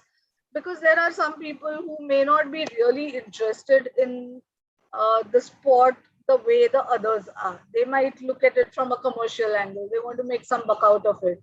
So to each his own. But as far the only distinction whether it is good or it is not good, for me the lens is law. So if the law allows it, well and good. Perfectly answered, ma'am. Thank you so much for your time. Thank you so much. And again, a very warm thank you and gratitude from the side of KET Physio as a college Thank you autonomous. so much. Now I'll be handing over the stage to Mr. Chaitanya San, who will be. Thank you. Yes, thank you so much, Mithila. Also, thank you so much, Shruti, to give us insights about the laws of cricket, the laws governing them. Always very important. They have been discussed, debated all across in India in the past 2 decades. Okay, so then moving on from laws, we'll move ahead to sports broadcasting and the new form of sports broadcasting, and that is social media. And to speak on that, we have Mr. Mikhail Vaswani, who is a television broadcaster and a commentator. After having worked with leading news and sports channels, Mikhail founded CricFit. CricFit is a multi-vertical ecosystem for the cricket and fitness audience. CricFit in the online domain is a cricket website covering the length and breadth of cricket across the globe with a monthly traffic of over 2 million on its website. Even right now, if you're on social media, you're going to get some of the other updates about the match happening on the app of or on the handles of CricFit. He'll be sharing his views on social media and its impact on cricket broadcasting. Mikhail, over to you. Mikhail, you're on mute. You just to unmute. So sorry. A very good morning, Chaitanya. Very good morning to the principal and vice principal as well of the college. And I would like to thank the faculty and each one of you all to have given me this honor and privilege to be sharing screen space with some very illustrious personalities and to the wonderful students of the college as well. I've been there before, so though I'm connecting virtually this time around, I'm more than happy and delighted to be sharing a little bit of my experience of being a broadcaster, a television broadcaster, and now a convert. That's because I'm a social media influencer, creator, whatnot, because social media has brought in so many terminologies that you tend to just, throw up new names each day. Today, on this subject of mine, I'll be touching upon a few points like the digitization of sport and the way it is viewed today, from TV to OTT, that seamless shift, the pros and cons of social media reporting, we need to keep in mind as well, how factual it is at times, accessibility and reach of sports, and also career options and the rise of digital broadcasting. I'll give you a, I always believe that when you're trying to explain something to an audience, it's very important that you narrate a story for them to connect with it. So this morning, I will begin with a small story that I would like to put forward to each one of you all. The year is 2007. I am an aspiring journalist and I'm an aspiring anchor, much like someone that I would look up to, say, Harsha Bogle, because we all grew up. In 2004, in fact, I took part in Dream Job Harsha Ki Khoj in ESPN. And that's when, my entire career began from there. But the story is this. I would play cricket. I didn't do really well. I would start commenting with a bat in the ground, and my friends would tell me, why don't you give commentating a shot, because it's really looking good, you're doing well. I said, how do I get into all of this? They said, join a college, do mass comm, get your degree, go for an internship, get campus recruited, and then you get a job. I'm like, okay, let me go through that process. I went through that process. I got through Symbiosis Mass Communication in Pune. NDTV came in as a campus recruitment over there, and from there, during my internship, I got placed as well with NDTV and my career started. In 2007, I meet Arnab Goswami and I tell him, Arnab, listen, I want to be on TV. I'm not getting a platform to show myself. I'm not getting a chance to show that I know cricket. I'm not getting a chance to voice my opinion. Arnab, I folded my hands. This is harsh reality. Arnab, give me one chance. And what Arnab Goswami says, I'll give you one chance, but I'll not give you the money right now, he says. And I was like, okay, then. I'm ready for the break, but I need to be on TV because that's the ultimate aim and goal. I went into television only because I asked Arnab for that particular request because I needed a certification. I needed a validation. And for me, that time, there was no such thing as subscribers, followers, audience, viewership, views, likes. No, it was Arnab saying yes. He was my subscriber. He was my share. He was my like. He was my view. He was everything. I had to impress the top bosses. Over a period of time, I've come to realize after television that the online domain is something that is vast and that is huge as well. I'll tell you why. A recent study concluded that 65% of the younger generation sports fans consume sports on their mobile devices. Remember, I used to be on television. That show used to come just one time. It was the show what we wanted to show, not what the audience wanted to see. So the audience didn't have it on demand. It's we decided what they would see. In short, let's admit it, the sports industry is in the midst of a digital revolution today. We have to come to terms with the new trends. Now, technological advances have changed the relationship fans have with athletes or teams, decreasing the figurative distance between spectators and the action of the playing field. Now, what's happened with the digitization of sport is there's a broader content reach. Remember, when we saw television, did we ever speak content or we said serials? Did we ever speak content or we spoke movies? Did we ever speak content or did we talk matches? So today, with the advancement of the digital technology, let me add the word content, the word creators has become a very strong part of our viewership today. Let's admit today it's unparalleled freedom for the viewer. Traditionally, what sports fans consumed sporting events on linear television just like they did on other TV programs. Now, today it's sports on demand. Chaitanya wants to watch something. He says, okay, I'm going to watch this. I'm going to look at this. Mikhail says, I want to watch this. I'm going to look at this. 2015, I decided to have CricFit founded simply because I knew there is an audience for a particular type of content. I realized that even though many of us believe in quality, it's even quantity that plays a very important role. The more the content, the more the people would sift through the content, because we are just splashing it on our social media platform, and it is for them to pick and decide, choose and discard as well.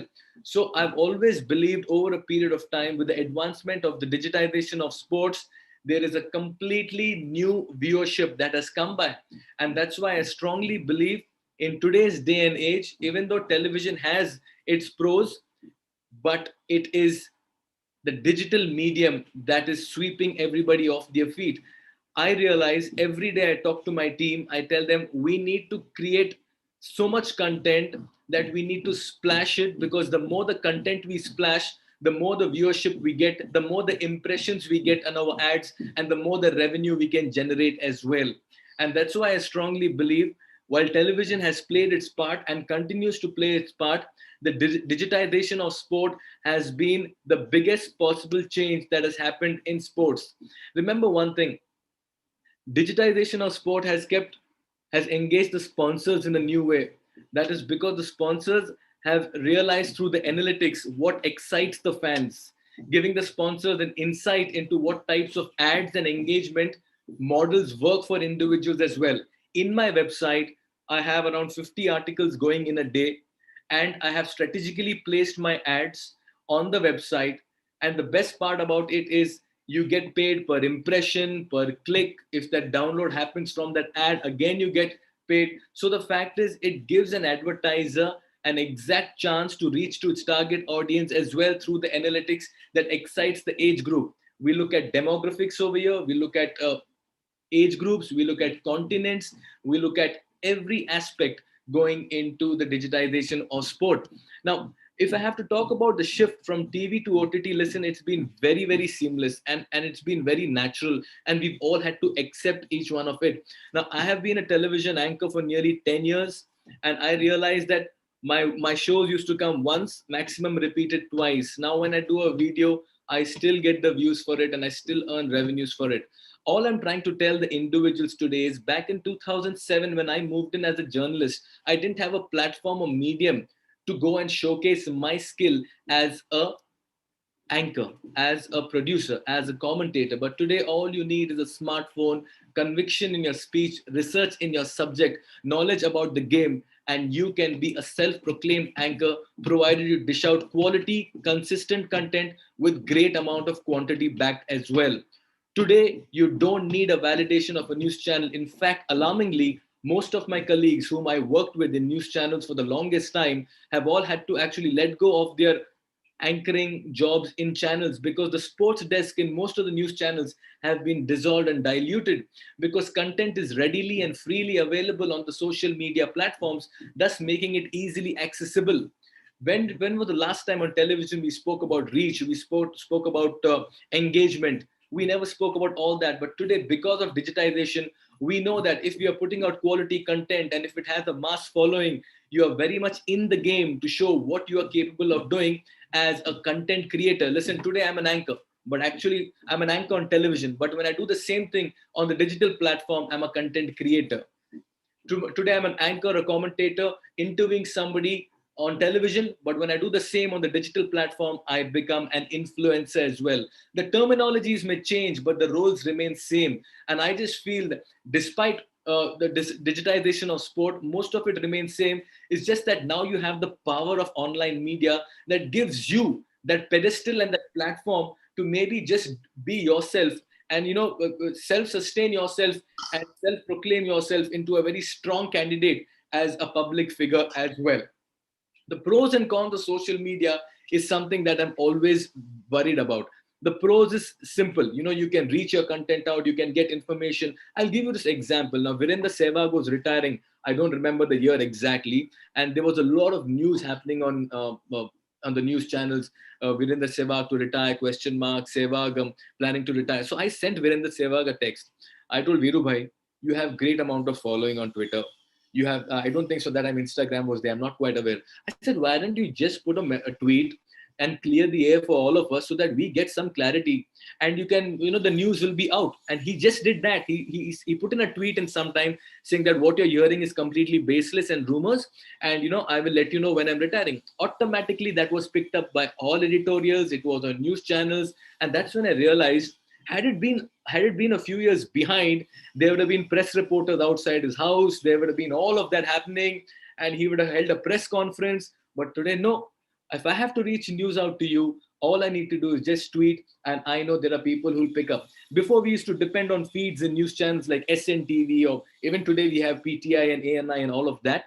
But today we don't need all of that because there are multiple sources. Now, what happens when there are multiple sources of news? Some of it may not be factual, some of it can be fabricated, some of it may not be authentic. And that's why verification and verifying news as well sometimes is the key in all of this. I strongly believe in most of what's happening today in social media, the news that comes out sometimes is a little scattered and a little adulterated as well. And in a bit to get more eyeballs or get more views, you do clickbaits, you put a wrong title, you do all of that, which I feel is unethical. But today, look at television news as well. Television news channels in the race for TRPs once again put out anything and everything so that they get more eyeballs. When I used to work with Arnab Goswami, the only thing he would tell me is, I want viewership, I want TRPs, I want them to be retained on our news channel, sensationalize it, I don't care, but make sure we are ahead of the other channels. It is a competitive industry that we are talking about. Anything in the visual medium is a competitive industry. On the website, when I write articles, I tell my writers, verify it once, twice. We can be a little late, I don't mind it, but make sure nobody should leave a comment saying that this news is not right, this news is incorrect. At the end of the day, you want to maintain the morals and ethicality of journalism as well. The best part about social media's intervention into sports is that today everything is accessible. You get closer to your player.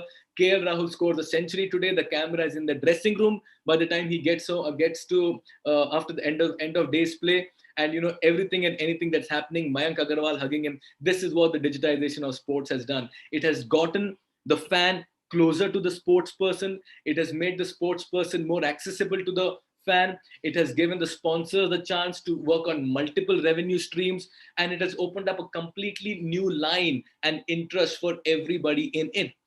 I've always been a big fan of social media. It took me some time to warm up to this entire concept. But if I have to look back at examples, look back at how things started for me, I was listening to Mr. Ashutosh Gawarikar as well, talking about the days of Doordarshan, when Doordarshan came in and when movies came in, how people responded. See, this is all natural progression. And if we have to understand the importance of life in per se, continual innovation is the form of life. It's how life progresses.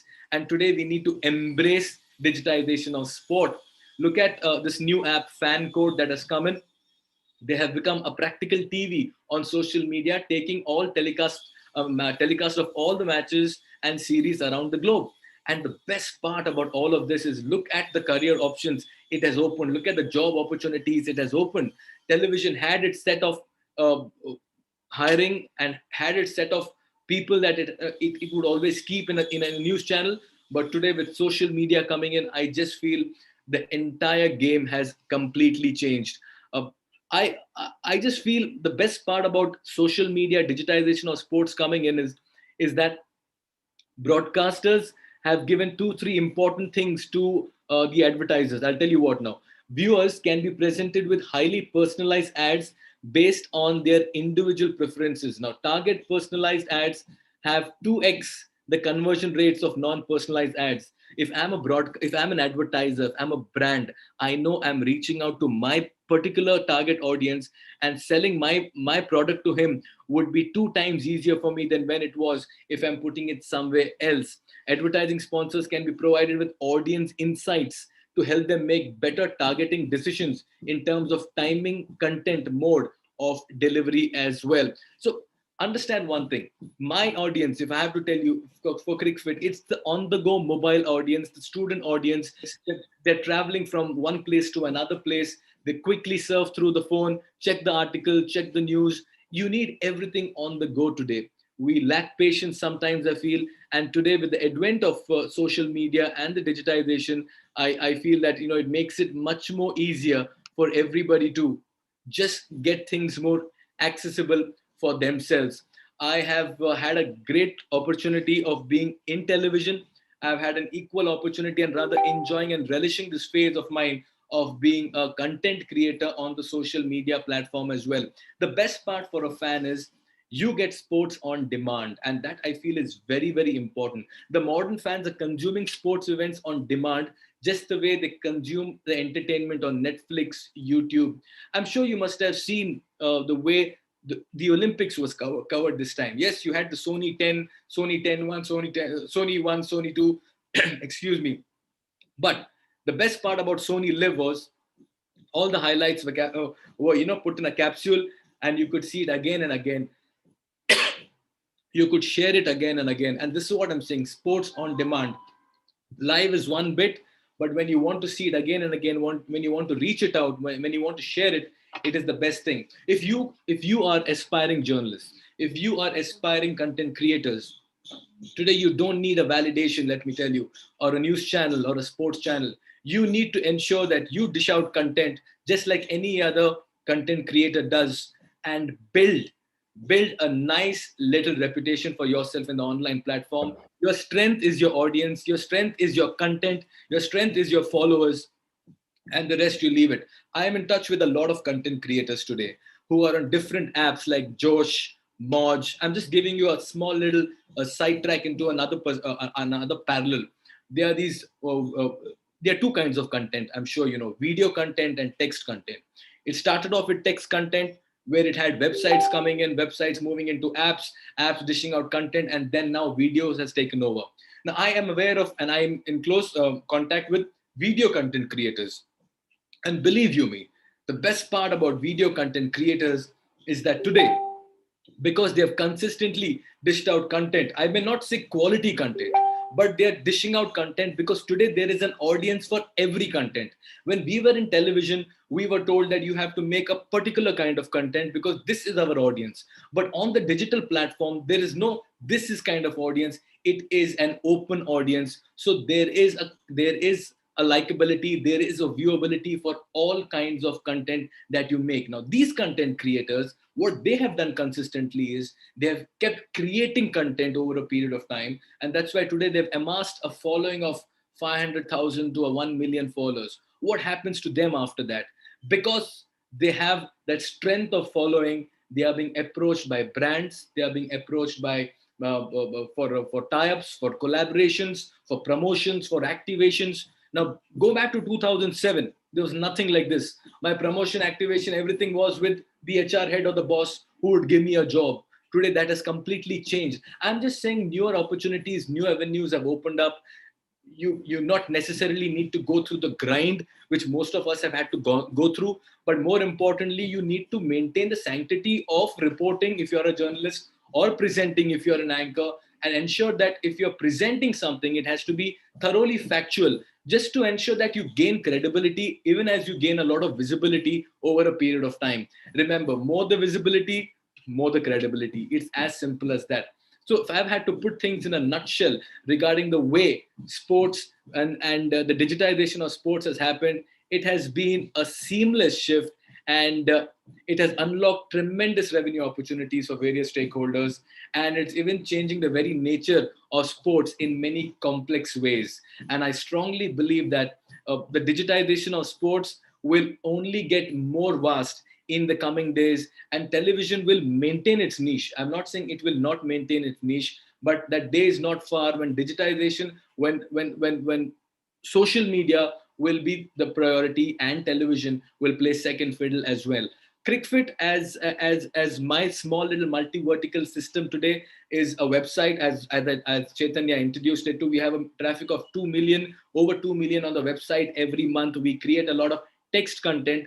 We have a Facebook page which has over 1 million followers. We create content, create videos, create memes, keep it engaging, because we know that there is an audience. We know that we have our own set of audience coming in. On Instagram, we are putting around reels and all of it. We have 260,000 followers over there as well. So what we are trying to do is basically we are trying to work as a small channel with a small little group, but we are aware of our strengths and we are aware of the reach and possibility of attracting more stakeholders and more sponsors and more advertisers onto our platform so that we can generate revenue. The best part about digitization of sports today, it has given the individual control of the entire situation. And that's the best part about it. When you have control of things, it makes it more and more interesting and insightful for you as a creator as well to work on the multiple facets of broadcasting. So I'm sure most of you all will be introduced to newer subjects. I did enjoy the one on law as well. And I guess I'm just touching upon my time. 11:50 was my time to conclude. If I have to just put things in a small perspective now from the digitization and the career options, if I have to talk about today as a career, digital media, sports, it is huge, it is humongous. There are n number of possibilities. You can join leagues, teams, become their digital consultant, join their digital team, become the video producer, become the content creator, become the commentator, become the anchor, and do much more. Some of my best colleague friends are right now in top organizations with IPL teams and the BCCI, creating video content, and they're dishing out news. The best part about digitization of sports is that it is faster than a news channel when the news has to come out, because it is coming from the source. Well, I hope you've enjoyed this small little explanation of mine. I usually just keep talking and I don't stop, but I really thank you all for your patience and for giving me all your ears and listening to me so patiently and giving me this kind of an ordinance. Special thanks to Chaitanya for allowing me to join this platform once again. And yes, we did speak about digitization. Radio is another bit as well that plays its part. But over a period of time, I have embraced, and I request all of you all to understand the importance of social media, the way sports is viewed today on the digital platforms, and how it is taking over the sports industry. And very well, it'll be the game changer in the coming years as well. Thank you, one and all. Yes, thank you so much, Mikhail. And before I ask you a question, I just have to answer one question on YouTube, and that answer is yes, because there are a few students asking me questions that the person talking over here, was he a news anchor or an anchor of a show by the name of Dial C for Cricket? So the answer over for that question is yes, a capital yes. Mikhail Vaswani was, Mikhail, if I'm not wrong, one of the earliest shows on television when it came to talking about cricket, and when viewers could call. I think that time is now gone, as you said, when viewers had to call and asking a question. You and the experts were involved in answering the question. So yes, Mikhail Vaswani was the anchor of Dial C for Cricket. Oh yes, Chaitanya. And the sad part about being on television with that show is what it would get repeated only once, and then that show was over. Had it been on social media, it would have been live even today, and it would have been archived even today somewhere on social media, and we could have relived and revisited on demand. And that's exactly what I'm trying to say. Now, people have a faint memory of Dial C for Cricket because somewhere or the other they saw it. Now, had it been on the digital platform, they would have kept seeing it. The recall and retention would have been there, and it would, and the faces would remain fresh, the topics would remain fresh, the content would be reviewed and revisited as well. Yeah, absolutely. Those are the advantage of social media. And as you mentioned as well, if you talk of Mumbai, people traveling in trains during when the IPL is being played, and if you're in the train, you continuously see people on their phone, either taking updates, photos, trivia, watching live matches. And that's how brilliant the impact of social media has been on sports broadcasting. Mikhail, it's always a pleasure having you here. and there's one question coming in, is if you could share the tricks of the trade of making a page on social media when it comes to cricket or sports. See, the best part about making a cricket page is you're never short of content, Chetan. Yeah. So you can keep posting and people will keep liking it. The challenge is if you have to create a page on, say, something like plants or something like mobile phones. I mean, how many takers are there for content for that? So for cricket, it's an open forum. If you want to open up a page, start off, but it's a lot of labor. More than that, it's great amount of patience. It's about not looking at your competitors. It's just about posting. I created this page in 2015. And when I reached 2021, it's 1 million. So it's taken me nearly 5 to 6 years, but you have to water the seed, watch the plant grow, allow the tree to become Jack and the Beanstalk, and then try to decide to monetize it. Today, my Facebook page is monetized with in-stream ads and instant articles. I've also started working on my YouTube channel that's monetized. See, remember one thing to all of you all who tuned in. Patience is the key over here. Don't get into the race. Go in your own pace. Trust me and believe in what you're doing. If you're aware of what you're doing and what you need to achieve, it's good. Before I let you all go, I also have 2 cricket academies and I've launched a cricket Premier League as well. So I'm just trying to create a system where I connect people to my website, to my page, to my academy. I'm just trying to make it a 360-degree multi-vertical system where it's all intersectorally linked. Yes, best words of advice coming in from the expert himself. And Mikhail, one thing that I have to say is when we were making a list of speakers, it was our students who said, sir, please make sure that you have Mikhail, who had come, who had visited the Vaze College 2 years back. So it's always a pleasure having you here. Always a pleasure sharing the commentary box along with you as well, and sharing the content along with all our viewers. Thank you so much. Always a pleasure listening to speak you, Thank you Mikhail. for the opportunity. Thank you to the Vaze students to have remembered me and found me worthy enough to be part of it again. And thank you everybody for your time. Thank you so much, Mikhail. Thank you so much. Right then, moving ahead, we have a small change in the batting order because that's something that the captains keep doing depending on the situation of the game. So the change that we have is coming in at number 3 is Anuja Darvi. Anuja is a notable personality in the field of sports physiotherapy in India. She's an alumna of the prestigious University of South Australia. She has over 11 years of quality national and international experience in sports physiotherapy. She also holds the unique title of being the first physio in the Indian Premier League since its inception. She was appointed by the franchisee Rajasthan Royals in the 13th edition, the recent one in 2020 held in Dubai, as the head of the COVID Task Force Committee and also as an assistant physio. Anuja is considered a barrier breaker and has inspired many females to dream to work in elite sports medicine stream. She believes that a true feminist should strongly support gender neutrality. Anuja has worked with elite Indian male and female athletes with equal success and is well respected for her professional abilities. She has worked extensively in cricket with the Mumbai Cricket Association, National Cricket Academy, BCCI, and the Bangladesh Cricket Board. She has worked with elite athletes from tennis, badminton, shooting, kabaddi, and gymnastics. Along with her team, she is the Central Medical Coordinator for the Pro Kabaddi League from 2017 and a consultant with Go Sports Foundation, a prominent organization working for Olympic and Paralympic athletes. Anuja also runs her own physiotherapy practice in Mumbai and has helped many renowned corporates and celebrities with her physio management. She is actively engaged in spreading quality community and sports medicine education through her venture, Physio Concepts Education. She has been featured in the past in Forbes India, Gulf News, Crick Buzz, Sports Star, ABP News, and BBC Marathi. She'll be speaking with us on challenges and rewards in the life of a cricket physio. Anuja, the stage is yours. Hi, Chaitanya. Hi, Pritha. I briefly saw her clapping when you spoke about gender neutrality. And I guess that's like a very, strong emotion of mine. So thank you, Pritha, for applauding it. Hello, everyone. My name is Anuja. Thanks, Chaitanya, for that detailed and kind introduction. I'm just going to start a slideshow. So I prepared a few slides. It will help me in talking about my journey. So how I plan this session is I will be talking more about my journey, what has been challenges and rewards.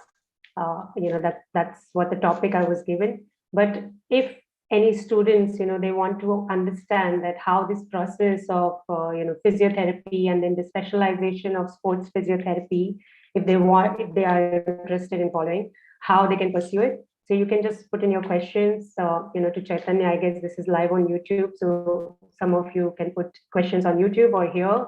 A few of us are here on the Zoom platform.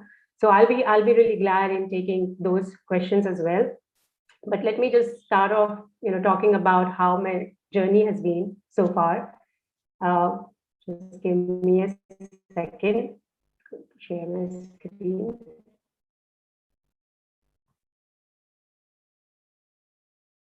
My desktop. There we go. So I'm going to briefly talk about, this aspect of sports physios or people who work in the background. So we talk about cricket. It's the biggest sport that we have in the country. We have so many celebrity players around, and most of the time, the reel is fixed on the players. But there's so much that is going on in the background. You have a lot of support staff working, for the well-being and performance of these players. So this is my bit of that journey. I form, if we consider this as a stage, I am one of the, people who are working in the background. Probably, some people work on lights, some people work on, audio, and lots of different settings on a, backstage. So we are, those backstage workers, you can call us, more than artists. It's a hard work working in cricket, but there are, of course, it comes with lots of rewards as well. So that's me, challenges and rewards in cricket. Before I start, I would like to go back, like how my love for cricket, started developing when I was a kid. So 1996, I was, I think, around 11 years old. And you all also, must remember this match, the semi-final, India versus Sri Lanka. And it was really emotional. Like if I close my eyes and think about all my cricket memories, this is something, which, it's a stark memory. I just cried probably the whole evening and even some part of night. And even the next day morning, I'm thinking, why we could have won that match. Anyways, and I ended up supporting Sri Lanka because Sri Lanka beat India. So they must go on and win the World Cup. That was my thought, like as a young kid. But that was something, it's one of my very prominent memories of cricket. And then Rahul Dravid, he has been my, I have loved him as a player, and then a couple of occasions when I met him briefly. I would love to work with him more, of course. When I was in NCA in 2010, I'll tell you about that story. He was the first, like a star player. I helped my head physio to, to assist him in Dravid's assessment. So Dravid has been like, when I think about cricket, I think about Rahul Dravid. And then in 1999, India appointed their first foreign physio. So till that time, basically we had, physio was not that advanced. It was still dominated by doctors. But as we all know now, you must be hearing the Olympic also took place. And then we hear so many stories about the physios who were with the Olympic athletes, and they have, helped them perform their best. So this was the time, like 1999, first foreign physio appointment was done. Andrew Lepus from Australia. And Andrew was, when Andrew left in 2004, John Gloucester, replaced him. John is still very much around. He's the physio of Rajasthan Royals. Andrew is the current physio of Kings 11 Punjab.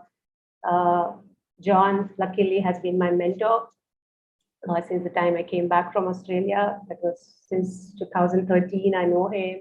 I worked with him very closely, and he was there as head physio of Rajasthan Royals last year. So these are some of the key sort of memories if I look back on my childhood, and then how I started developing my the love for cricket started developing.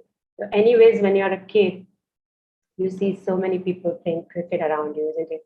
Like you see every lane and every gully there are boys playing cricket. Or as a girl, I used to play, just in my PTRs in school. So all of us love it. But then somewhere you start thinking, can I work in cricket? Okay, I love to watch the sport. I've been following my favorite stars. I used to keep record of all the, like records. And once upon a time, I knew all the records by heart. Not now, but then I started thinking, can I really work in sports. And that's how I found out about sports physiotherapy, because medical was one of my, another liking. I hated maths. So I thought, okay, I have to do some kind of career with biology. And I used to love, acting as a doctor when we used to play with kids, when they're really young. And then I thought, okay, there is this field. So Andrew and John, they used to run on the ground. I used to see, okay, some injury has happened and the game is stopped and someone is coming in with their bag, running with this huge, small looking bag. And then they sit down, okay, sometimes commercial used to come. So you don't know what's happening. Most of the time it happens, some injury happens on screen, maybe any sport. So not every time they will take you through that phase. Thanks to Hotstar, the stream is not broken, so you can see now what the physios are doing. But otherwise, during those, that period, there used to be commercials immediately, and I used to wonder, okay, what these people are doing, and I started, finding about it. Okay, these are called sports physiotherapists. They are specialized. They are working in cricket. They are traveling with team. So then I started thinking, can I be one of those people? So in Indian perspective, we are called doctors, but if you see global perspective, especially countries like Australia, where I studied, or let's say America, or some part of Europe, a physio would still be called doctor. In India, we are called doctors, but otherwise in Australia, no. So I generally don't put the prefix in front of my name. I would like to call myself Anuja. And that's how my love for this field started growing up. Like how the more I started researching about it, the more I started collecting information about it. I went online. I used to search about Andrew and John, and then which university they studied. So then I got to know, okay, they studied at this University of South Australia, and it's like apparently a very prestigious old university. So I decided, when I joined my physio in KM hospital, I decided, okay, I must go to Australia one day and I will study at this UniSA, University of South Australia, just like Andrew and John did. And I have to form, this career in sports. Although when I started with tennis, but then I soon got, opportunity with cricket. So this has been my cricket journey so far. I passed out in 2009 from KM Hospital and was fortunate enough to get into MCA in my first year itself with the senior women's team. Then in 2010, so basically during that time, there used to be one exam at National Cricket Academy, level 1, cricket specific sports physiotherapist, like cricket physiotherapist.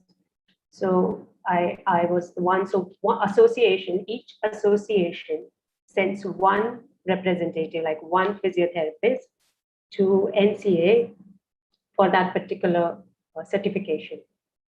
So in 2010, I was the one who sent from Mumbai Cricket Association, and that was a great experience. That's again one of the phases which I really remember, and it has shaped my career, my early days. That's where I saw and met Rahul Dravid the first time.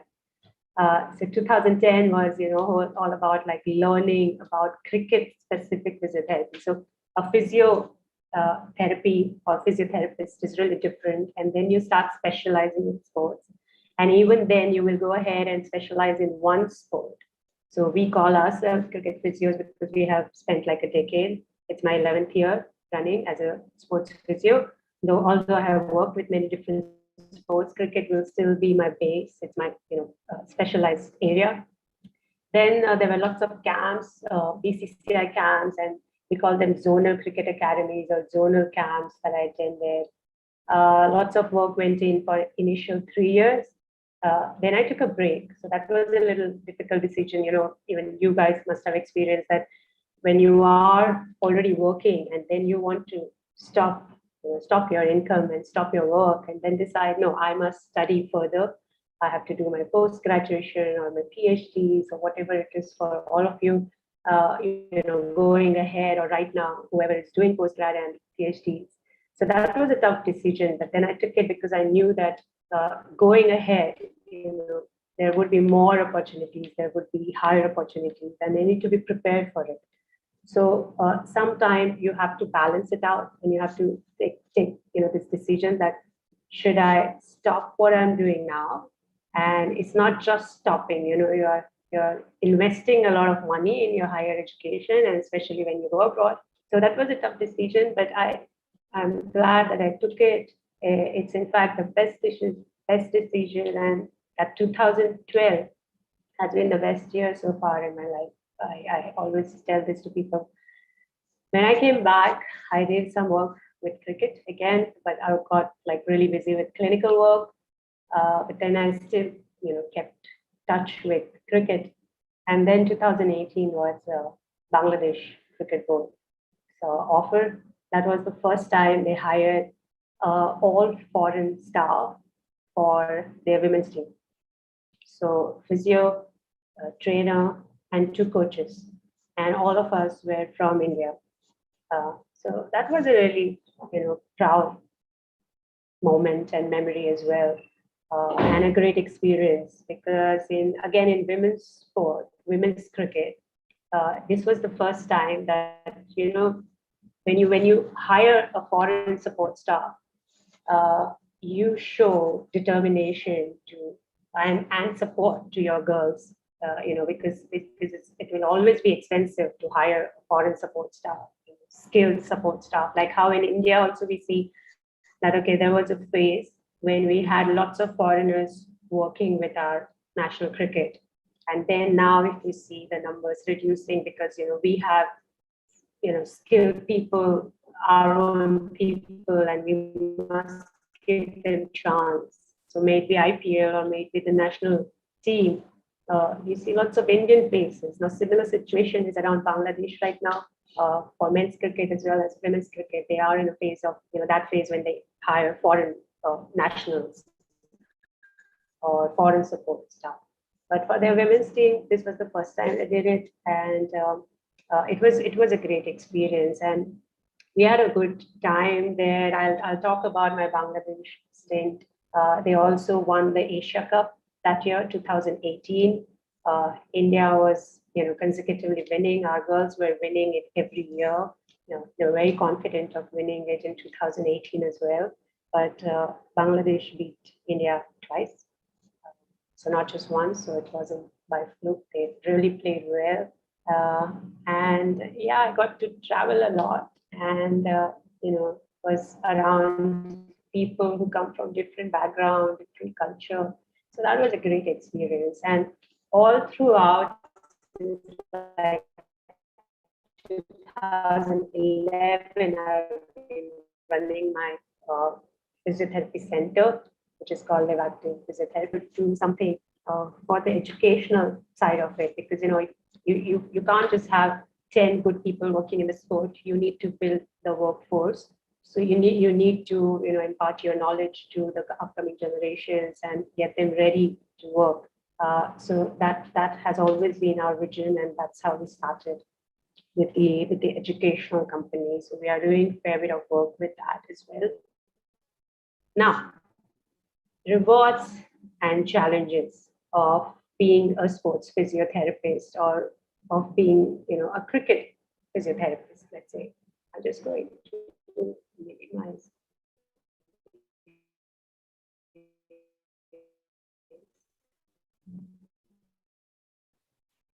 We could see your slide, Anuja. Now we cannot. So the first thing, whenever I'm not sure about you all, can you see it? Yeah, Yes. we can see. Can you see my slide now? Yes, we can. Is it visible? Yes, it is. Now you can see. Okay. Yes. If I play the slideshow now, okay, yeah, perfect. If they think about sports physios, especially someone working in IPL or the abroad leagues, the big leagues of any sport, and they think that, okay, they probably earn a lot. They have this a little bit of glamorous life because they are around people who are really popular and glamorous. Our players, especially the cricketers, and especially the Indian cricketers, are really, really popular. They have this like tremendous reach and tremendous, attraction. The physios always get to see the live action. You are sitting right in the dugout. You are really close to players, during their practice sessions when nobody is allowed to go near the players, but you have this luxury to be around them. You get to travel so much. I mean, there was a time in my life, like throughout the year, probably I've lived, out of a bag. So you travel a lot, domestic, international, and players again. They are celebrities, some of them are really big. So you meet them, you will have casual discussions with them, you really get to know them because they open up when you are treating a player, they feel secure, you have their trust, they can really open up with you. So it's a good part of being a sports physio or being a cricket physiotherapist. So those can be some of the rewards that you have. You yourself become popular, especially in a game of cricket, and talking about Indian circumstances, where you see many other sports struggle with infrastructures, basic infrastructure, or the funding maybe, and cricket has a lot of funding because it's because the way they have worked for decades now.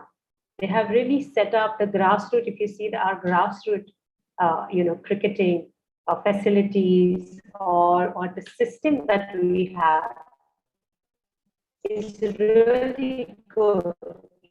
If you compare it, somebody sits down and starts doing the study facilities and the system is in place.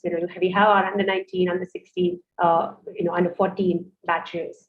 Below that or around it, you have lots of other school activities going on to promote cricket, to spread cricket to younger generations. You have lots of coaches working with kids as well.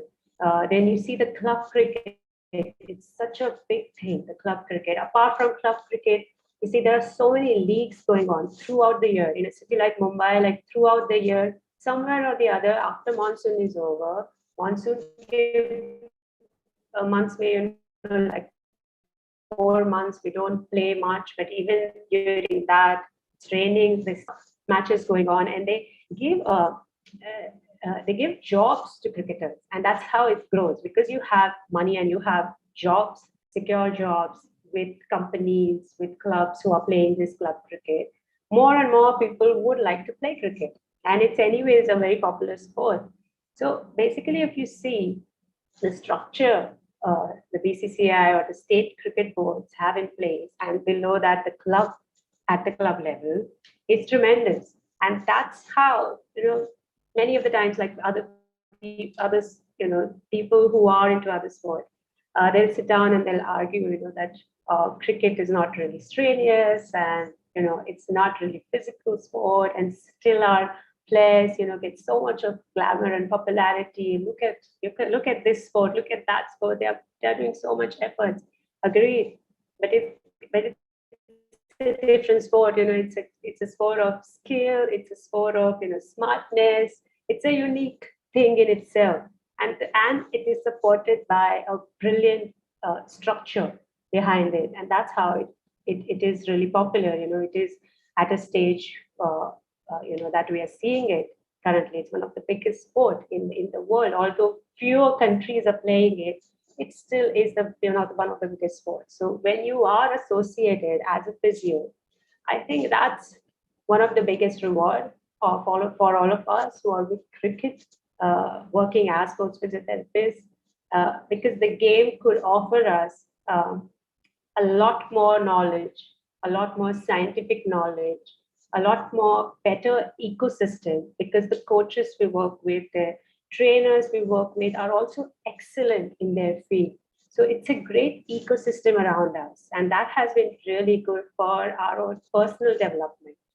As a person in this sports ecosystem, you also need to grow. You also need to be, kept motivated and interested in the work that you do.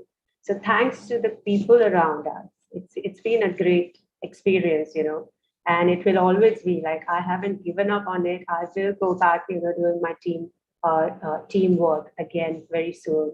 Currently, I'm not doing it. Currently, I'm just focusing on the pro kabaddi, and athletes keep coming in the clinic. Now, if you see challenges of it, we have missed a lot of things like personal and family sacrifices. I don't know if I sit down and start writing. I don't even remember them, first of all, because the sacrifices are done, for something which you are really passionate about. And you're really young, in your 20s, you want to build your career, you want to see yourself growing. So yes, lots of sacrifices, but when in the hindsight, when you look at the bigger picture, they rarely matter. Long and irregular working hours, we are working all the time. When you're with the team, it's like, when you open your eyes, that time your day starts, and when you shut your eyes, that time the day ends. Or somebody might phone you up in the middle of night at 3 a.m. and they'll ask you, oh, doc, I'm not feeling well. Physio, where are you? I need your help. This can happen at like 2 a.m. and 4 a.m. So these are like completely irregular working hours. Nobody tells us you have to work 9 to 5, especially when you're traveling with the team. It's a hard work. Being a physio, especially on-field physio, is extremely physical. It's a hard work. Like I always tell this to people that I have never asked anyone to carry my own physio bed, which is like around 17, 18 kg. I used to carry it everywhere. People used to come, do you need help? I used to say, no, I don't want to, because that's one of the ways I would like to put forth this thought that females don't need help in doing physical work all the time. But it is a hard work. You really have to be strong. You really have to be fit yourself. Not just as a physio, if you're a trainer with the team, if you're a coach, if you're even a manager, because you end up doing a lot of physical work compared to like a sedentary job or like a computer job.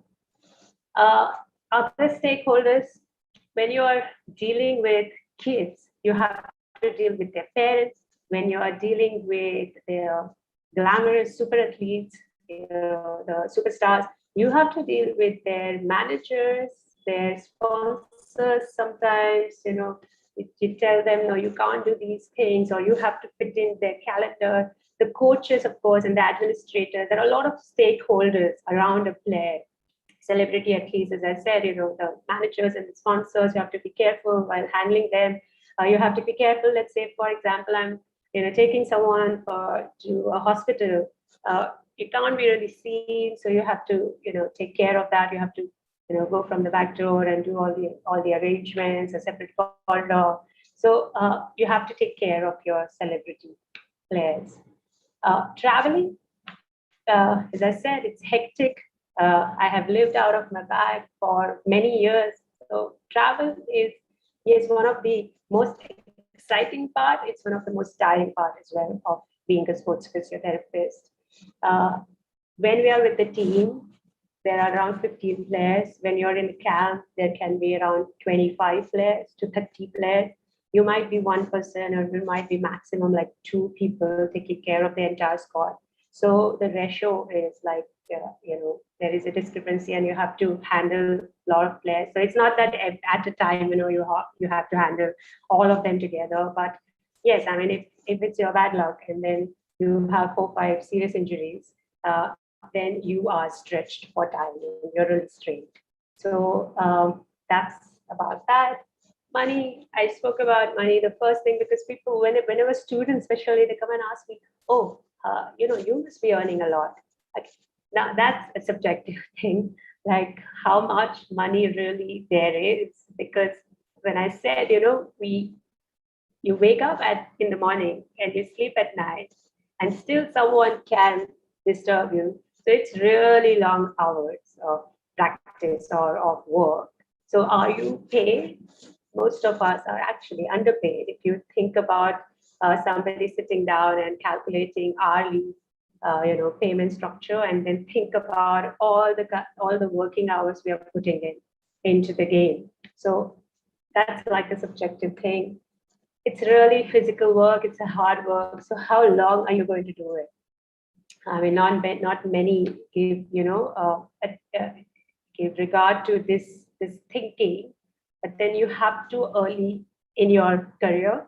I have always thought about it, and that's how I have gotten into education, because I know I won't be a on-field sports physio for a very long time because of the physical nature of it.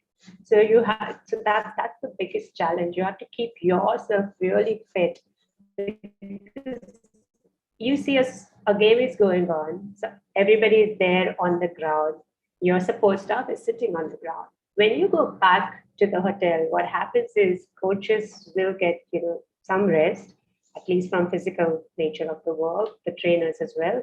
But we are still working. We are doing their treatments. We are taking them out for some investigation if needed, some expert opinion if needed. So we are working like literally all the time.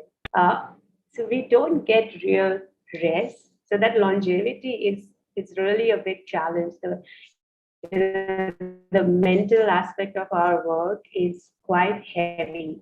I don't know how many people talk about, we always talk about mental health of players, but we need to talk about mental health of support staff as well, because we are all really strained. The ecosystem around you, if it's not good, the coaches, the admin, everybody who's working around you, if it's not balanced, then there can be lots of challenges, because people can be sometimes really difficult. So you have to have a favorable ecosystem and acknowledgement and reward. Not always you will be acknowledged for your work, or truly rewarded for your work. So yeah, that's one of the challenge too. I'm just going to end this.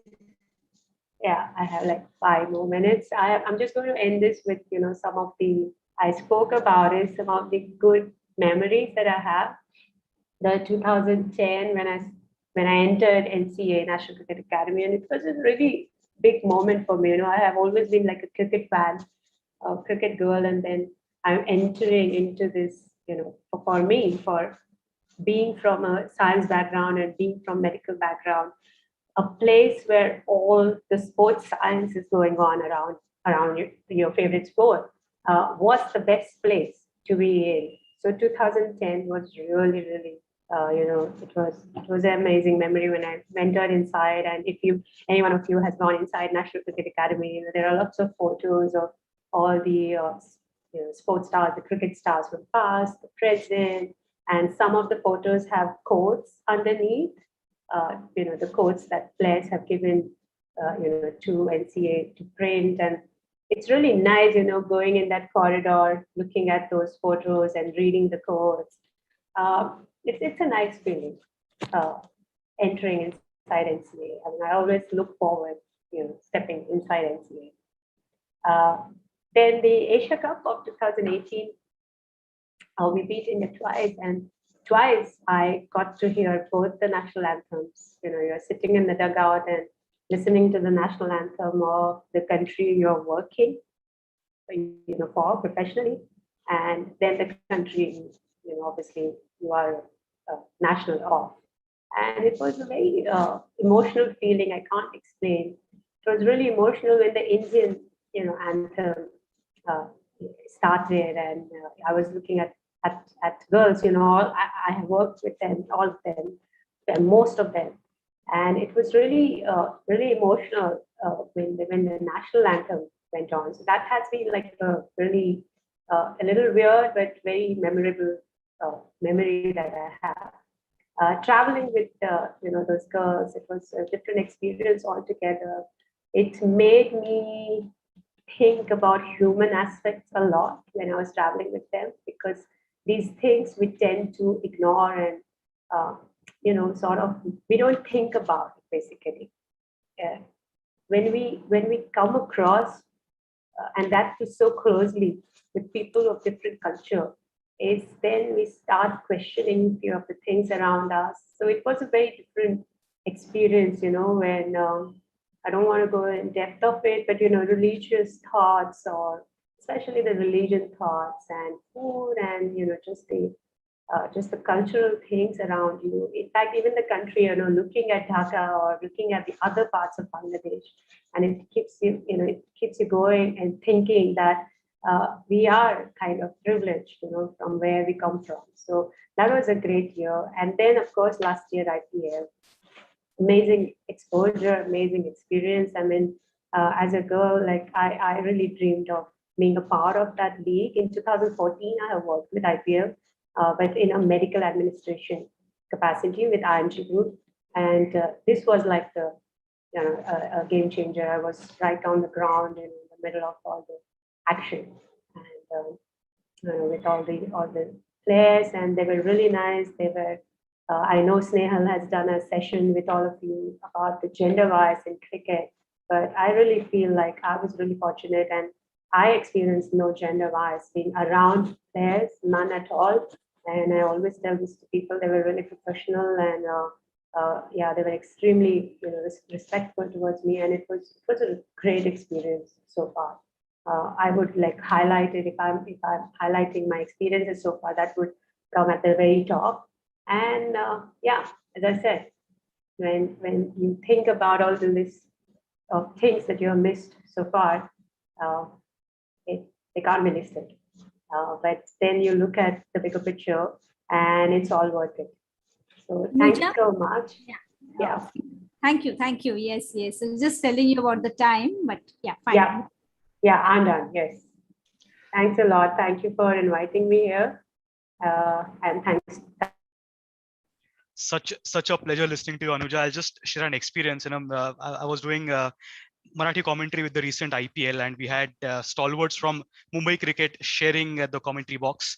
And whenever Rajasthan Royals was playing, they made sure that they mentioned there's this girl from Mumbai, Anuja, who's in the dugout with the Rajasthan Royals as the physio. So that was a matter of honor for all of us. And I had some questions, but I think our Vice Principal, Dr. Preeta Nilesh, is much more excited to speak to you and to give a feedback. Ma'am, over to you. Yeah, actually, there are many questions, but owing to paucity of time, I'm just going to ask you one. So when you give advice and treatment plans to your, the male patients who come to you, celebrity male patients, and probably they have a schedule to follow and they have to go for a match tomorrow, and then you advise them against going for it and tell them to stay home.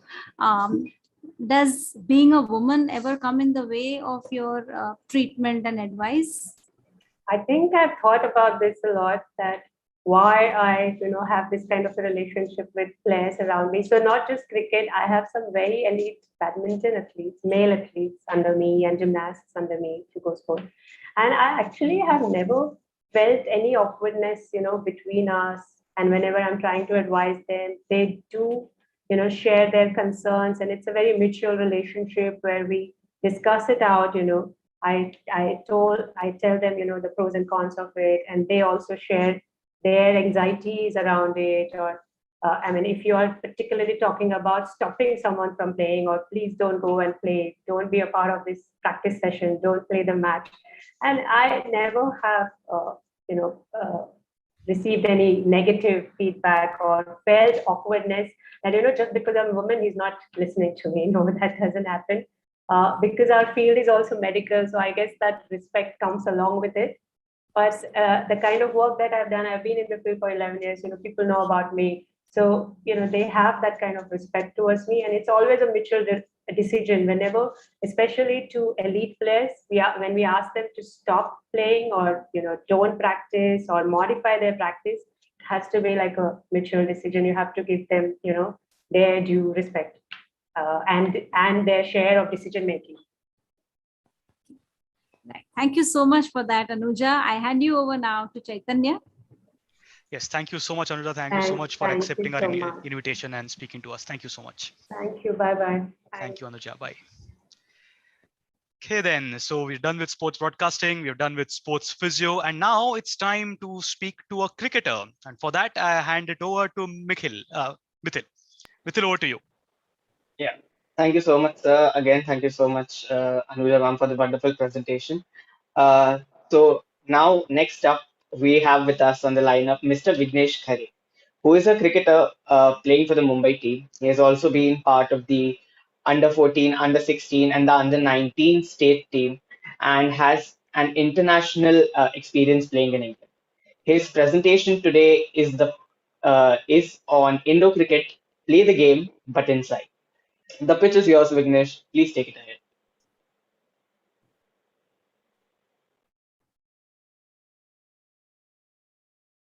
Vignesh, you need to unmute.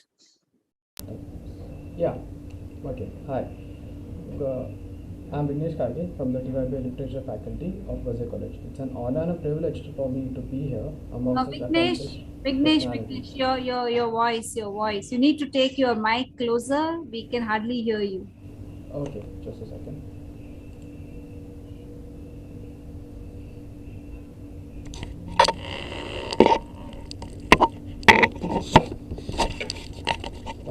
Hello, am I audible now?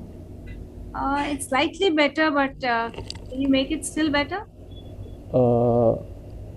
I'm trying, but Yes, this is better. This is better than the previous one, Vignesh. there's some connectivity issues actually. So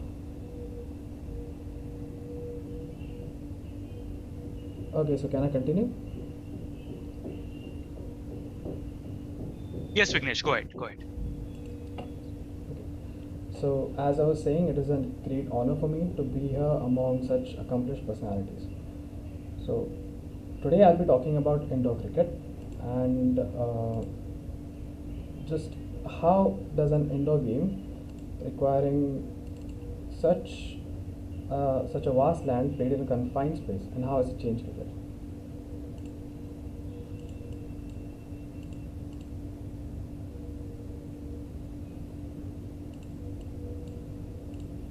Okay, yes.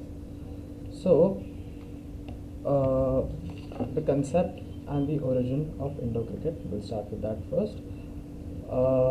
Indoor cricket is a fully codified indoor variant of outdoor cricket. The sport originated in Germany around the late 1960s, so which is quite a bit of shock of all the places in the world it originated and started in Germany. Played in a confined area as well, and slowly all nations adapted and used that approach for their personal interests. For example, we started practicing inside it, and gradually cricketers started using it for training purposes as well. England was actually the first nation to propagate the indoor concept after Germany. Germany used it in the 1960s. Now, okay, the game in its present form began to take shape in the late 1970s and the early 1980s. Now we know how it was originated and where it was originated. Now let's learn about the significance and impact it had on mainstream cricket. As Anuja ma'am mentioned earlier, the indoor facilities before, if they were not available, players had to wait for 3 to 4 months till the clouds cleared just to have a proper practice session. Due to rains, the cricketers were unable to go outside, no grounds were available of any sorts, and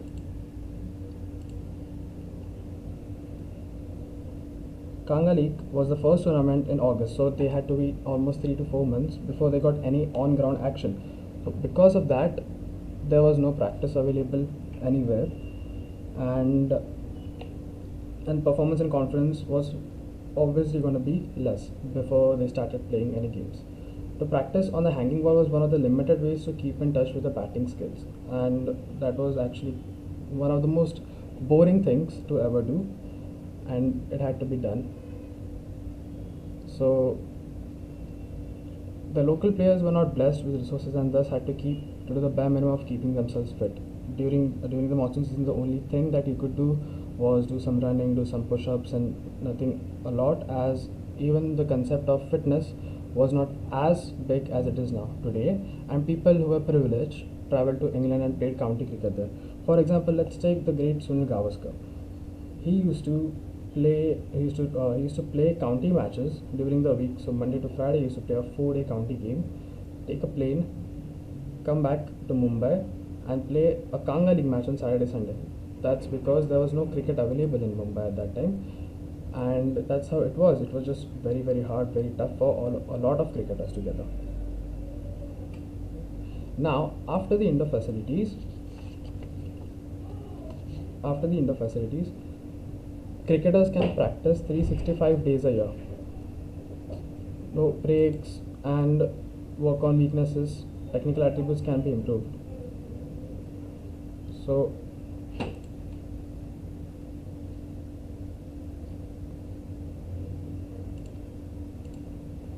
sorry, I'm having some technical issues from my side, so I apologize for that. Yes, so I'll continue. Major associations groom selected players during the off season for the highest level. So the academies such as NCA, the National Cricket Academy, the Mumbai Cricket Associations, they groom players for the upcoming season. For example, the Ranji Trophy, they build a team together, a team of 30 players, and they make them ready for the upcoming season. An opportunity for a coach to build a team for the upcoming season as well. Now, the most underlooked aspect of indoor cricket is this, that the coaches actually have more time to spend with cricketers, and because of that, the coach gets an opportunity to build a better team, a team that can win. So you know what are the weaknesses of a player, what are the strengths of a player, how a player can approach a certain situation, and he can use all the players properly together and just make sure that they are on a winning track when the season starts. The importance of indoor academies in the new COVID world has risen as well. So because of the COVID situation, outdoor grounds obviously have been banned, and indoor cricket is the only option left. So you can just take 4 to 6 players and go and practice there. It's safe as well as it keeps you to keep in good rhythm. Okay. Now that we're done with the significance and impact, let's just take a look on popular indoor academies in India. The popular indoor academies in India, one of the most important academies is the National Cricket Academy at Karnataka. The academy was established in 2000 as a cricket facility of the Board of Control for Cricket in India, the BCCI that is, for training young cricketers who are identified as having the potential to represent the Indian cricket team. Now, which is currently under Rahul Dravid, and it is also used for the rehabilitation center. So cricketers who are not fit, who need to work on a lot of things, can go here, stay there for 2 to 3 weeks, train, get fit, and go back on the field. Now, the Mumbai Cricket Academy, Sharad Pawar Indoor Cricket Academy. Players selected for the Mumbai team, that is the Ranji Trophy, the under 19, under 14, under 16, under 12, practice here during the monsoon season. So this is at a very local level. And we'll come on to the third example, Just Cricket Academy, Karnataka, one of the most well-known residential academies in India. So here you can basically book for 2 weeks. You can stay there and you can practice there as much as you want. And they have an outdoor ground as well. So during the season, you can go and play there as well. So now the question arises, is an outdoor stadium possible? It very much is, because the first ever international cricket match played in our indoor stadium was on 16th August 2000. So that is almost 21 years ago. It was South Africa versus Australia, and Australia won by 94 runs.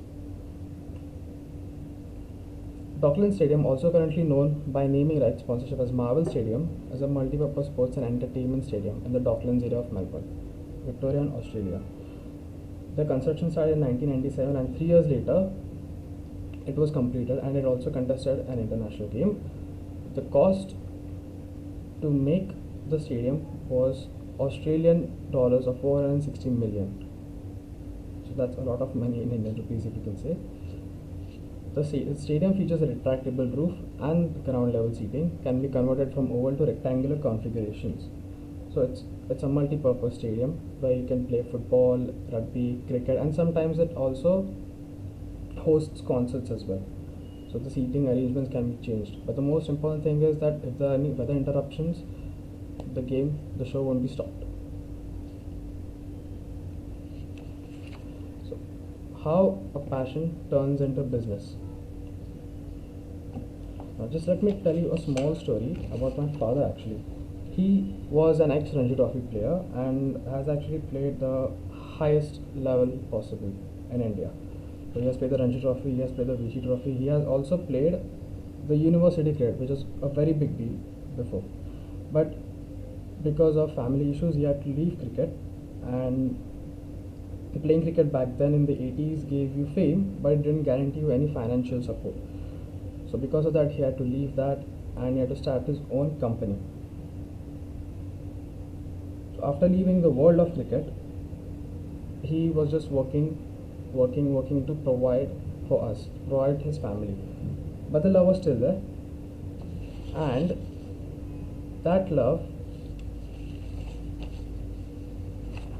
have improved almost 3 decades later, as I took interest when I was young and when I turned 16.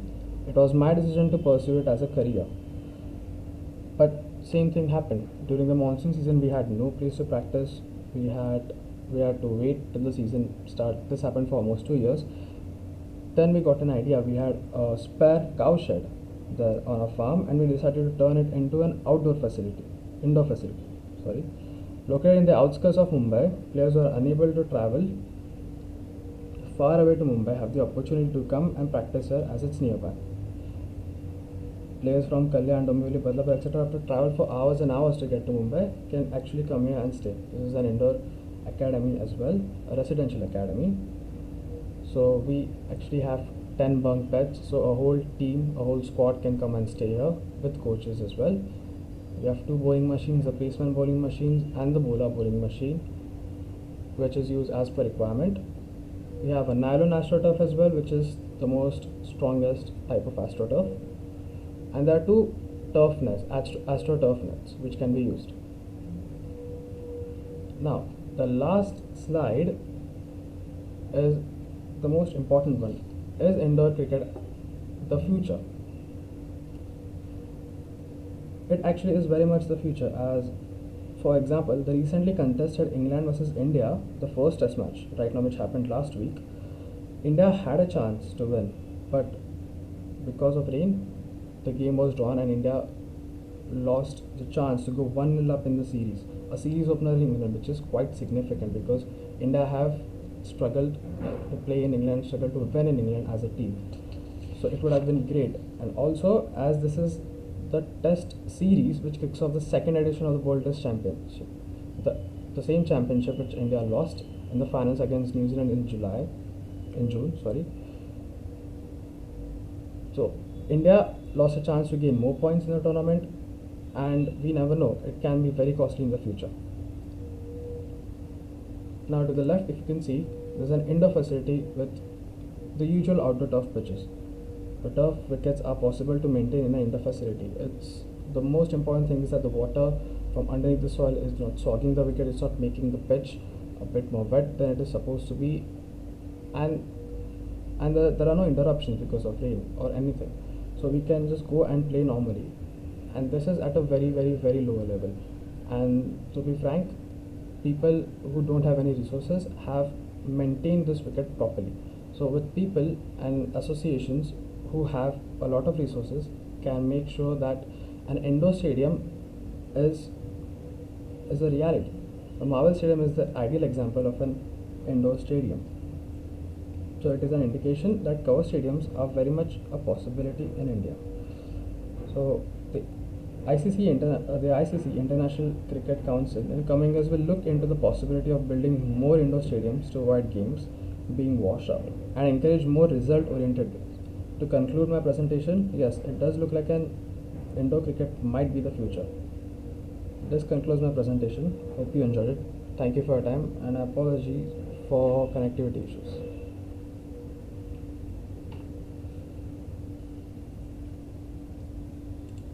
Certainly, no problem at all, Vignesh. Thank you for such a absorbing presentation, and also a huge thank you from all the Mumbaikars for making us proud.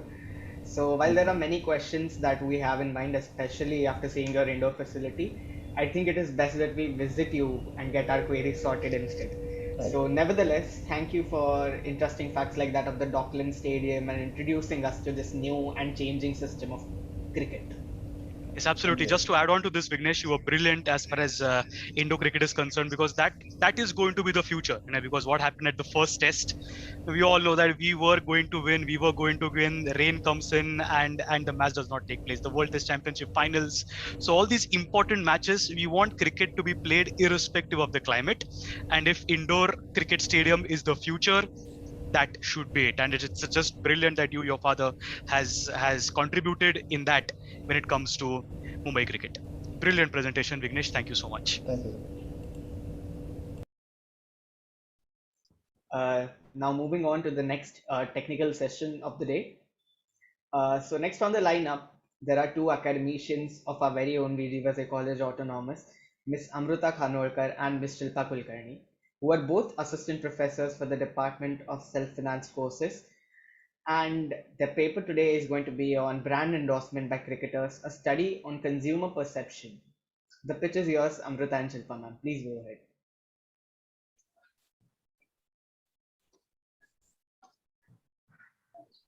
Okay, the platform shows that my video cannot be started because the host has stopped it.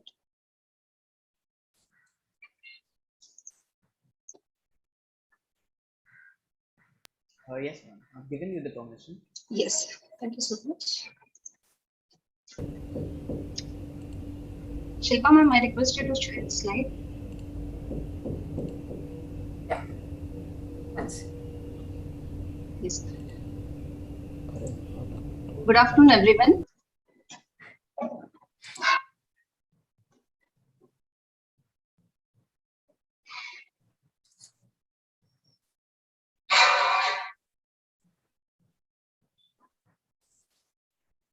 Go ahead, Amruta, we can hear you. Yes. Good afternoon, everyone. Me and my colleague Shilpa Kulkarni ma'am, we are presenting together today a paper on brand endorsement by cricketers, a study on consumer perception. Next slide, please. Advertising is an effective communication technique to inform customers about products, services, or ideas. It is a non-personal message sent over mass media by an identified sponsor. Initiating trial purchases when the product is new in the market, keeping customers continue purchasing the products, convincing customers to switch from existing brands to the advertiser's brand, converting old customers to switch back to the advertiser's brand are amongst a few objectives of advertising. Advertising makes use of various mass media like television, newspapers, magazines, radio, internet, etc. However, excess level of advertising sometimes ends up in overwhelming, annoying, confusing the customers. This can result into reduced ad viewership and readership, reduced or impaired brand recall, a pessimistic emotional response to advertisers. To escape from clutter of advertisements and distinguishing oneself, organizations prefer to go for a marketing strategy like brand endorsement. Endorsement is a channel of brand communication where a celebrity extends his personality, popularity, expertise, or status in the society to certify the claims made by a brand. The image of the celebrity is used to attract the attention of consumers. The recall rate of brands can be augmented with the inclusion of celebrities in advertisements. Celebrity is a state of fame and broad public recognition offered to a person by mass media. Consumers, being social people, are constantly looking around for someone to give them an advice or opinions about what to purchase. When the brands appearing in advertises are endorsed by these celebrities, consumers tend to notice the brand. They associate with the celebrity just the way they do with their friends, family, or peers. Celebrity endorser is defined as any individual who enjoys public recognition and who uses this recognition when they appear in the advertisements. Our study focuses on cricketers as celebrity endorsers today. Next slide, please. For our study, we have considered three factors: awareness, perception, and attitude, which affects purchase intentions. Brand awareness is a marketing term that describes the degree of consumer recognition of a product by its name. Creating brand awareness is a key step in promoting a new product or reviving an older brand. Perception is the process by which an individual selects, organizes, and interprets stimuli into a meaningful and coherent picture of the world. Perception has strategic implications for marketers.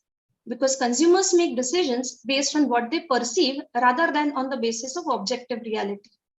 Two factors are considered to analyze perception of respondents: endorser credibility and consumer belief.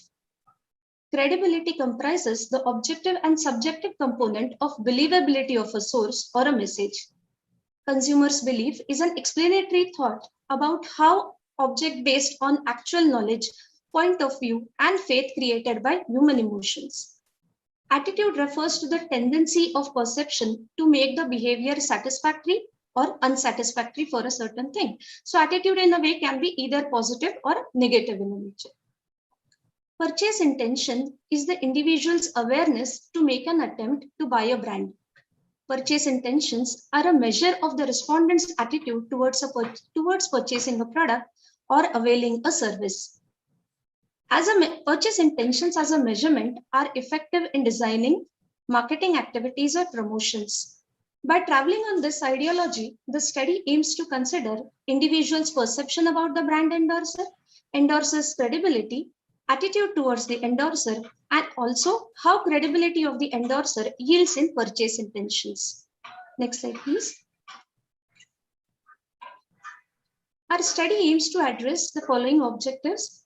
First, to study popularity of Indian cricket celebrities as brand endorsers. Second, to study perception of consumers developed towards brands due to brand endorsement by cricketers.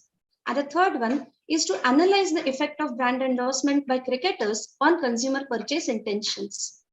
There are certain limitations of this study. Respondents may be biased while answering the questions, which might reflect in the result of the study. Research was done in a limited time, so the sample size was small, 181 respondents. A broader sample size might offer different results as well. The research was conducted for Mumbai region only, which may not reflect the opinion of a larger population. Scope. The study focuses on brand endorsement by cricketers and its effect on purchase intentions. There are several other directions for future research, like comparison between celebrity endorsement and non-celebrity endorsement and its effect on perception of consumers. Another area where the researcher can focus is the study on celebrity endorsement across different countries and across different products and services. Further research activities should be focused on the effect of brand awareness and brand loyalty. Next slide, please. The research methodology used. Sample size. To examine the effect of celebrity endorsement on consumers, 181 participants were approached. 99 respondents were students between the age group of 18 to 25 years, while 82 respondents were professionals about 26 years of age. We used the convenient sampling technique. Samples were taken from a group of people who were easy to contact. It included students from colleges in Mulund, Mumbai, and professionals working in different fields in Mumbai. Both primary and secondary data was collected for the research. Primary data was collected by circulating a structured questionnaire amongst respondents. It was done using the Google Forms. It comprised of multiple choice questions. A 5-point Likert scale ranging from strongly agree to strongly disagree was used to increase the response rate and response quality of respondents. Overall ranking of 10 cricketers was done using the Q-score technique. The Q-score, popularly known as Q rating, is a measurement of the familiarity and appeal of a celebrity or a brand. Higher the Q-score, the more highly regarded the person is amongst those who are aware of the subject. The list of these cricketers was prepared with the help of secondary research. Existing literature, data published on websites, books, and newsletters were referred for secondary data.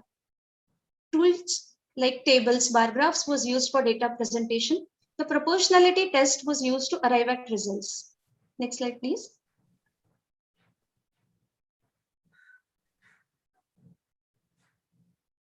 Looking at the first table, familiarity means having a good knowledge about something or someone. A yes-no question about whether the respondents were familiar with the cricketer endorsing a brand was asked. By calculating the percentage of people who said yes, we get the familiarity score.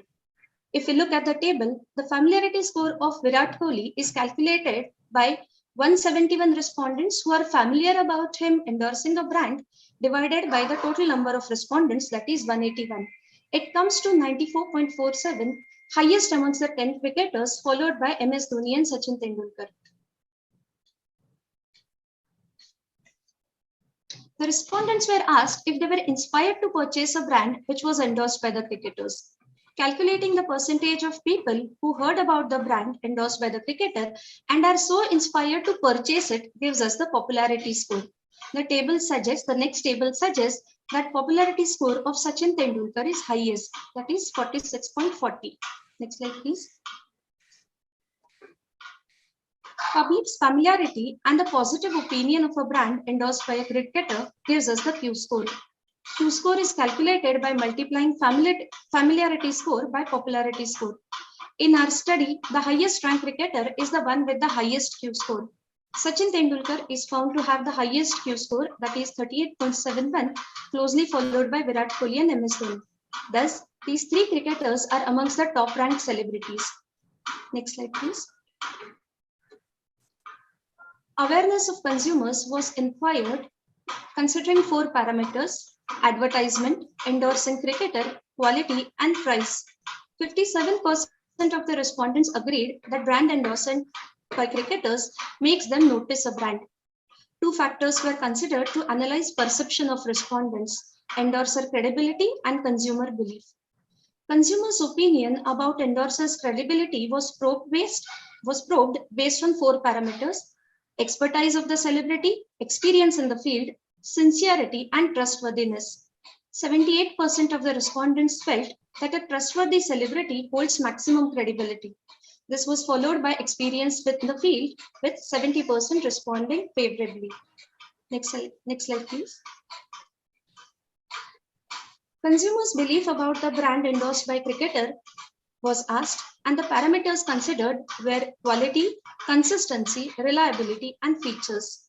53% respondents believed that brands endorsed by cricketers are of good quality. Consumers' attitude based on whether the brand is better than the competitor, protects them from anxiety, matches self-image of the consumer, and whether it offers them the expected benefit were asked. 54% agreed that expected benefit offered by the brand develops a positive attitude towards the brand. Next slide, please. Parameters of the IDA model based on cognitive stages that attract interested consumers deciding on purchasing a product or service was adopted for the study. Purchase intention is developed as a resultant of attention, interest, and desire to own a brand.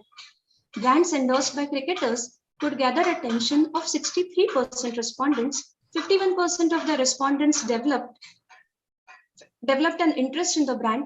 45% established a desire to own the brand, while 40% showed a favorable intention to purchase a brand.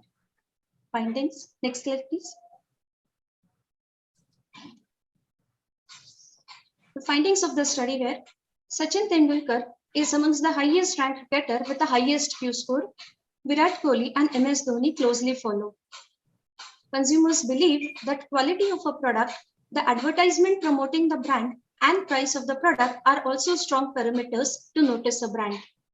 Endorsers' credibility and consumers' belief help in shaping perception towards a brand. Consumers' perception towards brand depend upon credibility of the source endorsing the brand. The study found out that trustworthiness of the endorser is the most important component affecting purchase intentions. Credibility of the endorser develops a favorable perception towards the brand. Consumers believe that brands endorsed by cricketers are of good quality. This belief is conceptualized as consumers' perception towards overall quality of the brand. Features, consistency, and reliability are other tangible aspects of a brand which build up consumers' perception. Attitude and opinion of consumers affect their purchase intentions. Expected benefit offered by a brand helps consumers develop positive attitude towards the brand. This serves as an utilitarian function of attitude which directs customers towards rewarding objects. Purchase intention developed towards the brand is a combined effect of attention, interest, and desire to own the brand. This is followed by a trial purchase initiated by the communication strategy adopted by the advertiser. We can notice here that the result tends to taper from attention to interest to desire to action. Next slide, please. Next slide, please.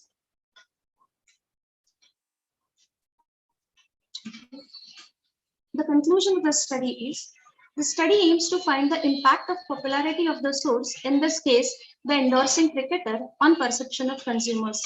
It was found from the study that the consumers are likely to be influenced if brands were endorsed by their favorite cricketers. In terms of managerial implications, the findings do provide some insights and feedback for advertisers or administrators of media industry in drafting various advertising strategies on how to increase favorable brand attitude of consumers. As part of the effort to create favorable consumers attitude, suggested areas are: first, ensuring that the celebrity as a source of advertisement is trustworthy and enjoys the expertise, and these two dimensions must be well perceived by viewers. In terms of managerial implications, the findings do provide some insights. I'm so sorry.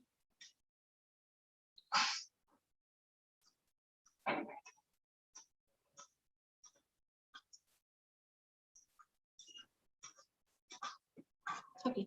As part of the efforts to create favorable consumers' attitude, suggested areas are: first, ensuring that the celebrity as a source of advertisement is trustworthy and enjoys the expertise, and these two dimensions must be well perceived by viewers.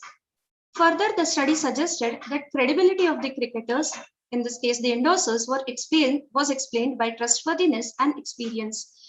We can conclude, more the cricketer is believed to be trustworthy and experienced in the game, more likely will be his chance to build an affirmative image of the brand in the consumer's mind. Advertisers should focus on selecting trustworthy cricketers to endorse their brands. Likewise, it is also important for advertisers to select the right celebrity for endorsement. All cricketers may not be equally effective for endorsing various product categories and target audience. Advertisers must map the brand endorsers with product attributes, personality, and characteristics of the target audience. Consumers associate quality of the brand with the endorsing cricketer. Perception about the brand is developed if the consumers believe that the brand will offer them expected benefits. Thus, credibility of the source has an impact on shaping the attitude of the consumer. Perceived quality and favorable attitude towards the brand has an impact on the buying intentions. A trustworthy cricketer can stimulate buying intention amongst consumers. Thank you.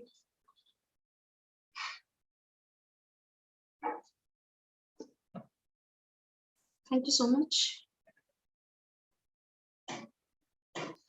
Thank you very much, Amruta ma'am and Shilpa ma'am, for introducing us to this plethora of data management and for conducting such an extensive research and sharing the information that you had with us. This was a very great presentation in all. I would request our Vice Principal, Dr. Preeta Nilesh ma'am, to give her comments. Yeah, actually, there are a couple of questions, but I'm just going to comment because many of these questions are, very individualistic questions, and I'm sure you'll be able to answer them independently, individually to the persons who have asked. But I just want to tell you that I remember, Amruta, you told me that this is your first presentation ever. And so glad that Shilpa and you collaborated and you did it for our webinar here, because when statistics are on the table, then it's very easy to give them a voice, and that's exactly what both of you have done, because such a lot of empirical data you have collected and managed to present it so beautifully. And with a lot of, you could draw a lot of conclusions, and you told us about your sample size. The only one thing that probably I missed out was, what was your geographical space? So where did you circulate the Google Forms to known people, unknown people, students? What was the... It was to known people, professionals about 26 years of age, and students mostly of Vaze College. Okay. And so you had a varied age group. Yes. Yeah, varied age group. Excellent, excellent. Thank you so very much. And we are indeed honored that you, accepted our invitation and became part of our webinar. Thank you so much. Great. Thank you. Great. Thank you. Thank you. Thank you. Thank you.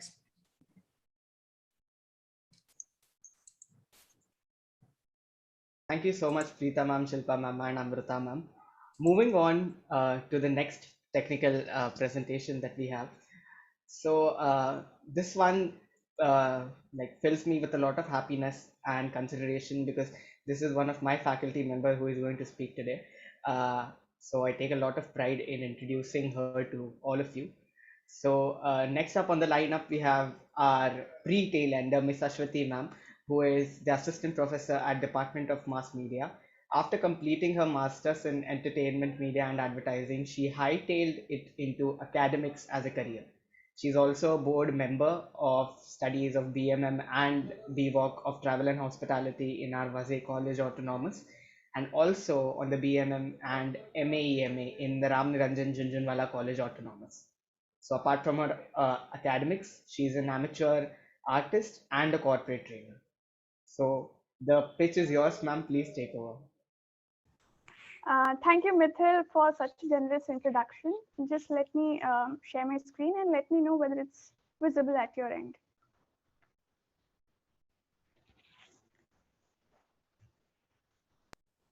Yes, ma'am, the stream is visible. Just a minute. I think there's a technical glitch. Just a minute. Give me a minute.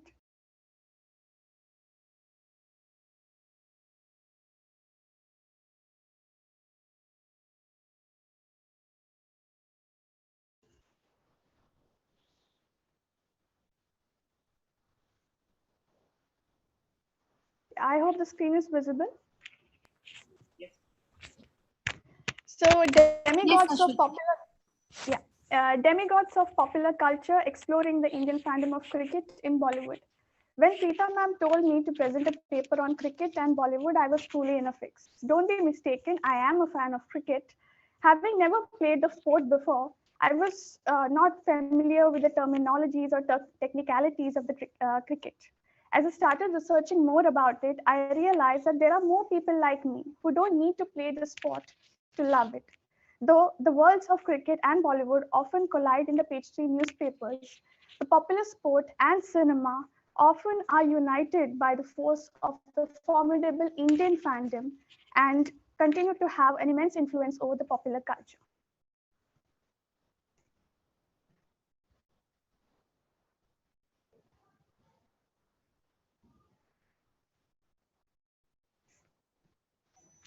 Cricket has now become a pervading part of India. We have grown up loving and living the sport.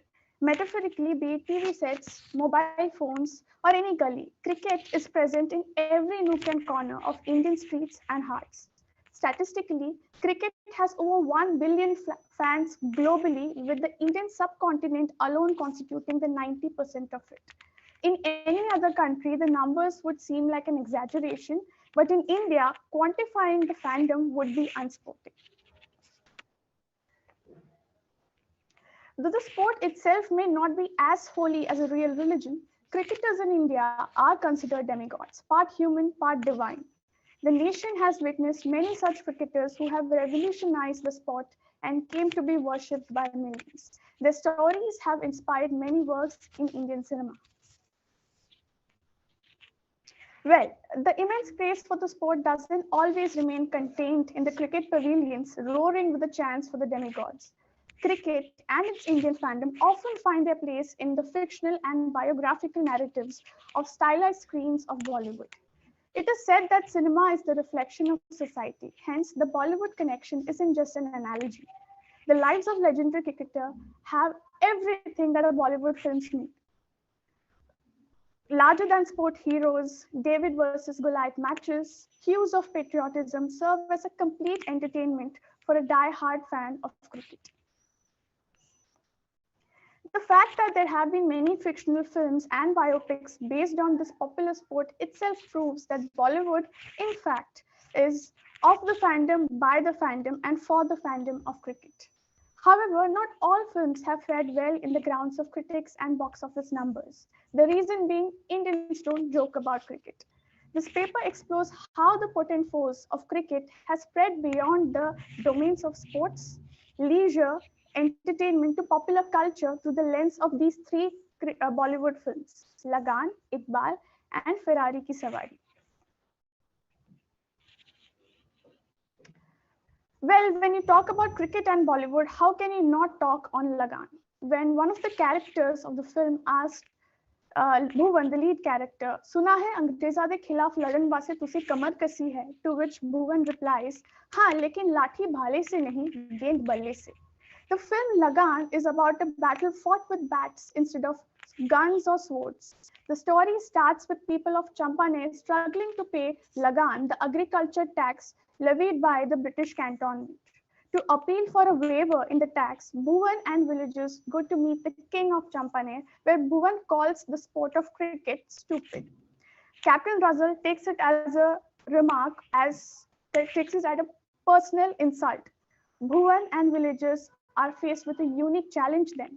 Win a match of cricket against the British and be exempted from paying the tax for 3 years or pay double tax to the cantonment.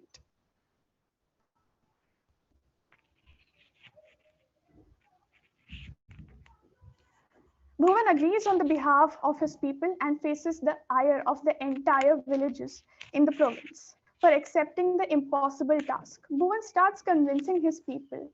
The villagers remain dubious until Bhuvan hits the ball right out of the park, which strikes the bell of the temple. Considering this as a divine sign that cricket would be a way out of their troubles, the villagers join a fight against Lagaan. गोरे के लिए सिर्फ खेल है, हमरे लिए हमारी जिंदगी. Though the line comes from the fictional narrative of Lagaan, it still holds true in India. The film brilliantly captured the emotion of the sport, drawing parallels between the struggles in the Kurukshetra of cricket and in real life. Critically, this David versus Goliath story may have tripped on the historical and cricketing accuracies such as front foot no ball, hitting the ball twice, or the number of balls in a particular over. But the film had its heart in the right place. Bhuvan and his team of underdogs won against all odds to save their village from the agriculture tax levied by the colonial power. The film battled issues of loyalty, untouchability, disability with great dignity to capture the essence of real sportsmanship. In cricketing parlance, Lagaan was a sixer straight out of the park.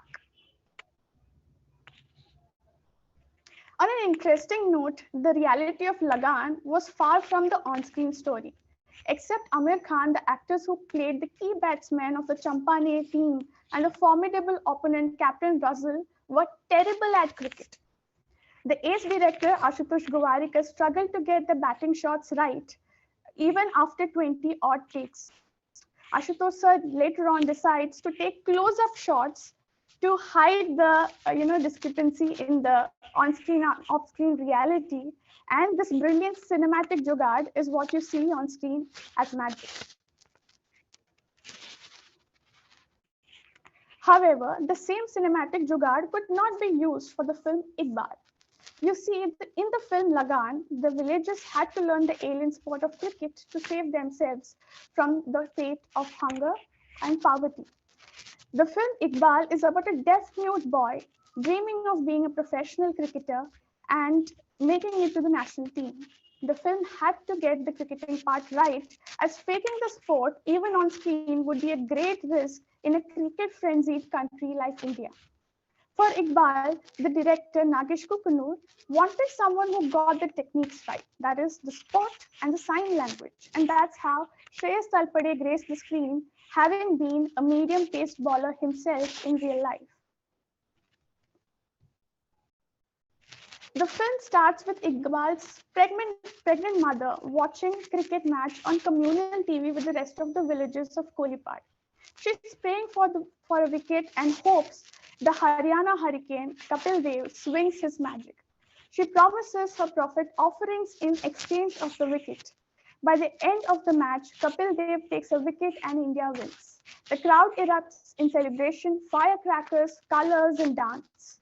As the story progresses, the film shows young Iqbal who shares his mother's passion for cricket to an extent where he names his buffaloes after the favorite cricketers Kapil, Kumble, Harbhajan, Irfan, and Balaji, reiterating the common practice in India where parents name their children after their favorite cricketers.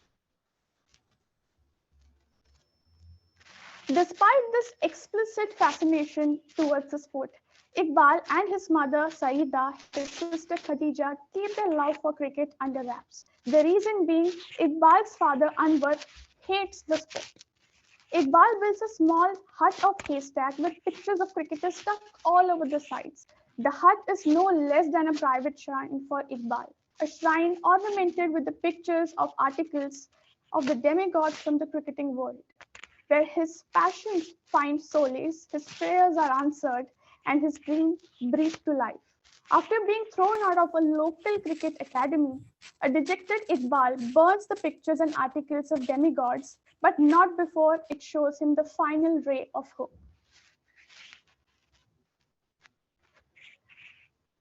His final ray of hope, his new coach, gives him a piece of advice. May I continue? Yes, yes. Yes, Ashwati. Yeah. His final ray of hope, his new coach, gives him a piece of advice where it beautifully reflects the acceptance and the deep-rootedness of cricket in Indian minds and hearts. Regardless of age, gender, region, social class, the Indian fandom is able to comprehend, preserve, and promote cricket even on a personal level. Over the years, cricket has transformed into the backbone of Indian sports culture. Besides hard work, the sport also thrives on luck, instinct, experiences, and sometimes on superstitions too. Under the guidance of his new coach, Iqbal trains very hard to overcome his disability of being mute and deaf and makes it to the Andhra team for Ranji Trophy. On the other hand, Anwar, who is neck deep in financial troubles, loses his school, banishes Iqbal from playing cricket, and even burns his sport shoes. Anwar, a farmer, feels that cricket is a mere sport, can never yield any money if chosen as a career. He chides his wife Saida for passing on the madness to their deaf-mute boy. The story takes a serious turn when Saida is asked by Anwar to choose between the family and the sport of cricket. Saida chooses cricket as it symbolizes her son's dream. The film ends with Anwar realizing his mistake and supporting his son's journey to success. The film Ferrari Ki Sawari also has a strong theme of father-son dynamics.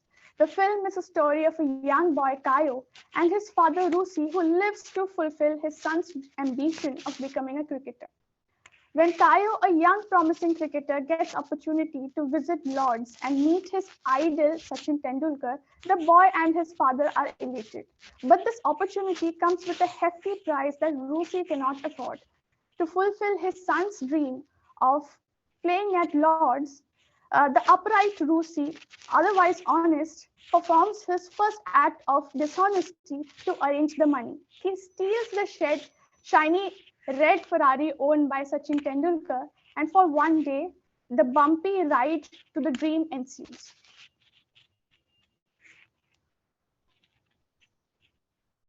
Though Rusi is hopeful that Kayo will get selected for the trip to Lord's, Behram, Rusi's father and Kayo's grandfather, is certainly not impressed. The reason being cricket in India is largely played outside the glitzy stadiums, clubs. It's on the streets, it's on maidans, on corridors, on beaches, on rooftops, in mud pits. In each of these spaces, cricket takes its own form, rules and characteristics shaped by the city, but very few are destined to step a foot in the shiny cricket pavilions. Spreading across the domains of sports and entertainment, cricket has also stepped into the realms of genetics, where Kayo has taken after his grandfather and shares his talent and passion for the sport. However, in reality, following the footsteps of cricketers in your own family isn't always welcome and often lead to comparisons. The film has a very interesting scene where the grandson is pitted against his grandfather over cricket. On one hand, you have the little Kayo, the grandson who dreams of becoming a cricketer. On the other hand, you have Behram, the grandfather who was once a Ranji Trophy player, but has grown bitter as he couldn't make it to the national team because of the friend's betrayal. The failure had broken him and his passion for the cricket. All cricket had given him was a damaged cornea. Behram feels cricket is a sport of fragile dreams. People like him shouldn't even entertain the thought of becoming one of the lucky 11. Lucy proposes to resolve the matter over a cricket match between Kayo and Behram. Kayo hits every ball out of the park, and his passion triumphs over the broken dreams of his grandfather. In the classic happy ending of Bollywood films, Behram overcomes his bitterness, Kayo goes to Lords and plays with the legend Sachin Tendulkar himself. To sum it up, both the sport and the legendary players of cricket have achieved a divine status where they are worshipped implicitly and explicitly by the Indian fandom. The popular sport has become synonymous with the feeling of patriotism. The journey to cricket is full of obstacles, but certainly worth the fight for the fandom. The faith in cricket have been tested by injury, poverty, politics, and also disability.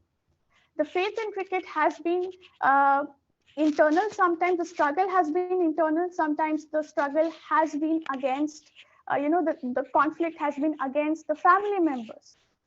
The passion for cricket has survived generations and has only gotten stronger. In Bollywood, we have seen real lives of cricketers being immortalized on screen in biopics such as MS Dhoni or Azhar. We have seen fictional tales spun around the sport, real cricketers featuring in films, cricket-obsessed characters in films which have nothing to do with the sport. With 2 biopics and 1 fictional film based on the cricket already in pipeline, it can be said that both Bollywood and the Indian fandom have not recovered from the cricket fever. Thank you very much.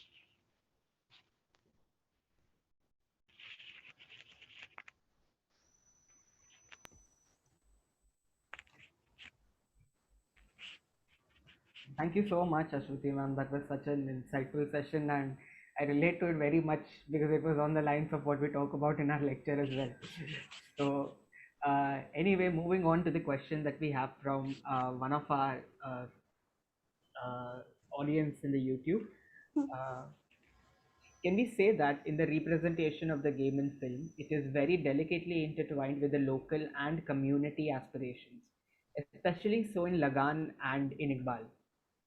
Definitely, because as I said, cricket is very deep rooted. You find cricket everywhere. If they are not playing on the streets, on the corridors, in schools, you find them watching cricket on their TV sets or their mobile phones. So cricket is actually a part of our culture, our Indian culture. You see, we live in a country where we have a Tendulkar temple in Bihar. We have a cricket Ganesha temple in Chennai. We have little kids, trying to replicate the same haircut that Dhoni has. So it's everywhere. So if you want to show how, the basic life of an Indian is, even if the film is not about about the particular sport. Let's say in the film Dar, you have Anupam Kher's character who's obsessed with cricket. You have films like Hum Aapke Hai Kaun, where the family is playing cricket because it's very normal. Cricket is very normal. So it's obviously reflected on the screen as well. Most definitely, ma'am. I agree with whatever you have said. And thank you so much again from the side of BG Vaze College Autonomous for presenting such a beautiful presentation. So I would like to hand over the baton again to Mr. Chaitanya Sant, our co-host. Thank you so much, Mithil. Thank you so much. And thank you so much, Ashwati. 3 of undoubtedly our favorite films when it comes to cricket. One when we saw cricket being played for the first time, and as coincidence goes, we also had Mr. Ashutosh Gowarikar coming in today, and you told us the little unknown information about Lagaan. And then Farari Ki Sawari was a sweet movie, wasn't it? When it wasn't exactly about cricket, but there was the family aspect to it. And should youngsters take cricket very professionally? Is it education first? And so it also was with Iqbal. Brilliant work, Ashwati. Thank you so much. As always, you are always brilliant when you are on the mic. Actually, Chaitanya, pardon me, but when I spoke in my concept note about vernacularization of the sport, this is what I meant. It was nothing to do with the language, but the bringing of the sport to the family, to the gully, as her first slide was. That's exactly what I was trying to come up with. Excellent, Ashwati. Yes. Thank you so much. Thank you so much, sir. Thank you, Ashwati. Also was a visual treat with the decoration of your slides. Not a lot of content, just single words, dialogues. Had a great time listening and watching to it. Thank you. Okay, thank you so much, Ashwathi. Yes, Preeta ma'am, Dr. Preeta Nilesh, is it okay we go ahead with the next speaker? You're on mute, ma'am. Let's do one photograph first because Anuja is here right now. Okay. And Okay, yeah, right. so I think we should have a photograph before, she has another patient coming in and her busy schedule. Okay, all right. Requesting Snehal Pradhan as well to get her camera on so that we can have a photo. And then we can, yes, requesting everyone to get their cameras on. Everyone, please come on screen. Hello, Snehal. Hello, nice to meet you. Hey, Snehal. Yes, Hi. Mithil, whenever you're ready, we can have the photo of all the speakers ready. Charvak, Nandan, Atharva, can you all come? Yeah. Okay, let's go in 3, 2, 1. Yeah, one more. 3, 2, 1. Thank you. Wonderful. Thank you so much. Thank you so much, everyone. Thank you. Right then, we'll move on to... Thank you, everyone. Good luck. Bye. Thank you, Anuja. Thank you so much. Thank you. Right then, we'll move on to last presentation of day one. And we have an international fast bowler going to speak to us now. That is Snehal Pradhan. Snehal represented the Indian cricket team between 2008 to 2011. She is an award-winning sports writer, multilingual cricket commentator, and a YouTube creator with 250,000 subscribers. Snehal is also a columnist with the Hindustan Times. Her writing has been featured in publications such as ESPN Cricinfo, The Economic Times, First Post, Wisden India, The Verve magazine, and the likes. She won the silver medal at the SIAT Cricket Awards 2019 for the best cricket writer, and one of her articles was recognized by AIPS in the best columns in Asia category in the year 2021. She's the co-author of the Equal You Report, a first ever research paper analyzing the state of women's cricket in India. She's a founding member of the Equal You project, which aims to chart the way forward for women's cricket in India. And she's going to talk to us about, is cricket a gendered sport? Snehal, the stage is yours. Thanks, Chaitanya, and thank you so much for the opportunity to speak here today. Hello, and welcome to everyone who's here. The last session of the day. I hope to make it very interesting for you. The question really, is cricket a gendered sport, is a little bit of a moot one. The bigger question should be, is Indian society in which cricket sits a gendered society? And I think everyone here will have their own opinions on it. I think male members of this gathering will have opinions, female members will have opinions. They might be very different opinions, they might be the same opinions. The fact that there are these many opinions tells us that this is a topic that not a lot of people agree on. So in order to really present a few facts, I'm going to rely more on the facts rather than the opinions, and share those with you. With regards to cricket, let me give you a little bit of a background as to what I have been up to. Chaitanya introduced that I played cricket for India last 2011. I've been very lucky to work with wonderful people like Anuja, who was here before as part of my time at the cricket world in the NCA. In 2015, I retired from playing cricket and got into media work full time. In 2017, everyone here will definitely remember that 2017 Women's World Cup that happened in England. And in that World Cup, I'm sure you remember that the Indian team in the semi-final, Harmanpreet Kaur scored 171 not out, and suddenly the entire nation woke up to, wow, women bhi kitna acha cricket khelte hai. And then everyone, so many people were watching the final of that tournament. There were more people watching the final of that tournament than who had watched the final of Sindhu's Olympic final the previous year. That shows you how powerful cricket is in just capturing the imagination.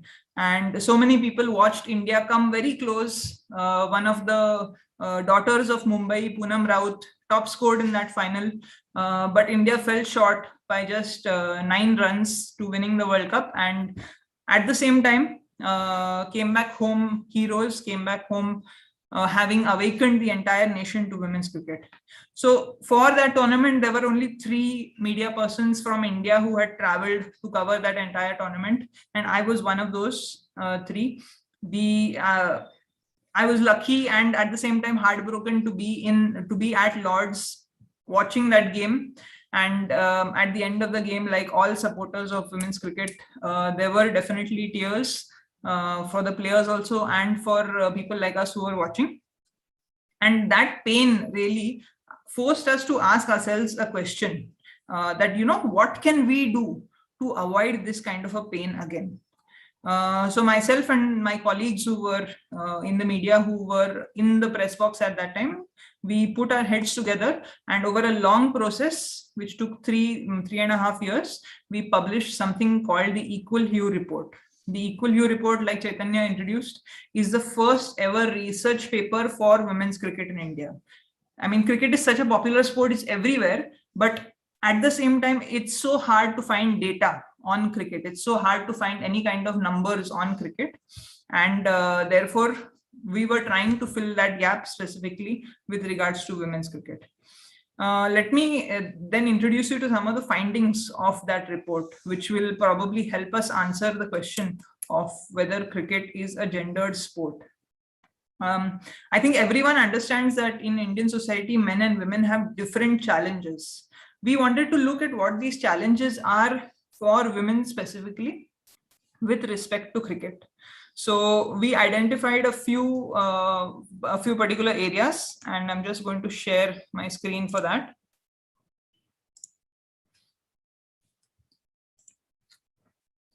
And I'm going to use both my own experience and the experience that we gained in compiling this report in sharing that with you.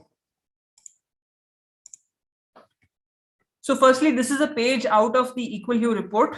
Let me just take you to, this is what the Equal Hue report looks like. It is a resource that is available completely for free. Anyone here can access this report. In fact, I will share a link of where you can find this report with the Vaze College team, and I'm sure they will share it in the comments and to everyone in the audience.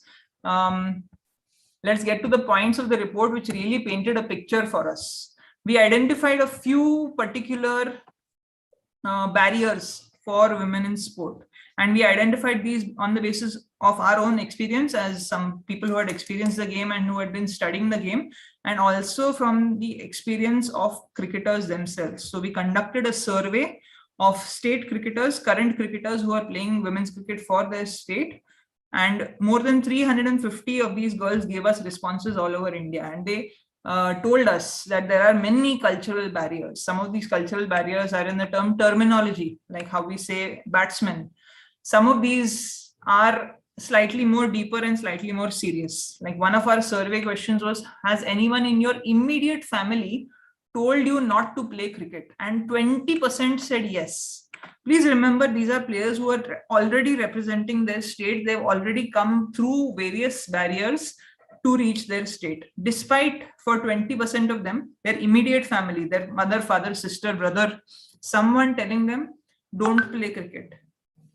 That is one of the, that basically tells us that this 20%, if we have 20% at the state level, what the numbers are in the grassroots level is something that you can imagine, and is something that we hope to document through further research. So is cricket a gendered sport? Are there social barriers stopping girls from playing cricket? Absolutely, yes. That is what our survey and that is what the numbers really have shown us. The next part of the report, which I'd like to talk about, is physical barriers. And here I'll take a little bit of my own experience, which I have put down in the report. I lived in Mumbai for 9 years. I worked with Western Railway and I was a sports quota athlete there. And I was training in a ground in Bandra. This ground in Bandra East called Colgate Ground. Some of you might know it. And I was the only girl there.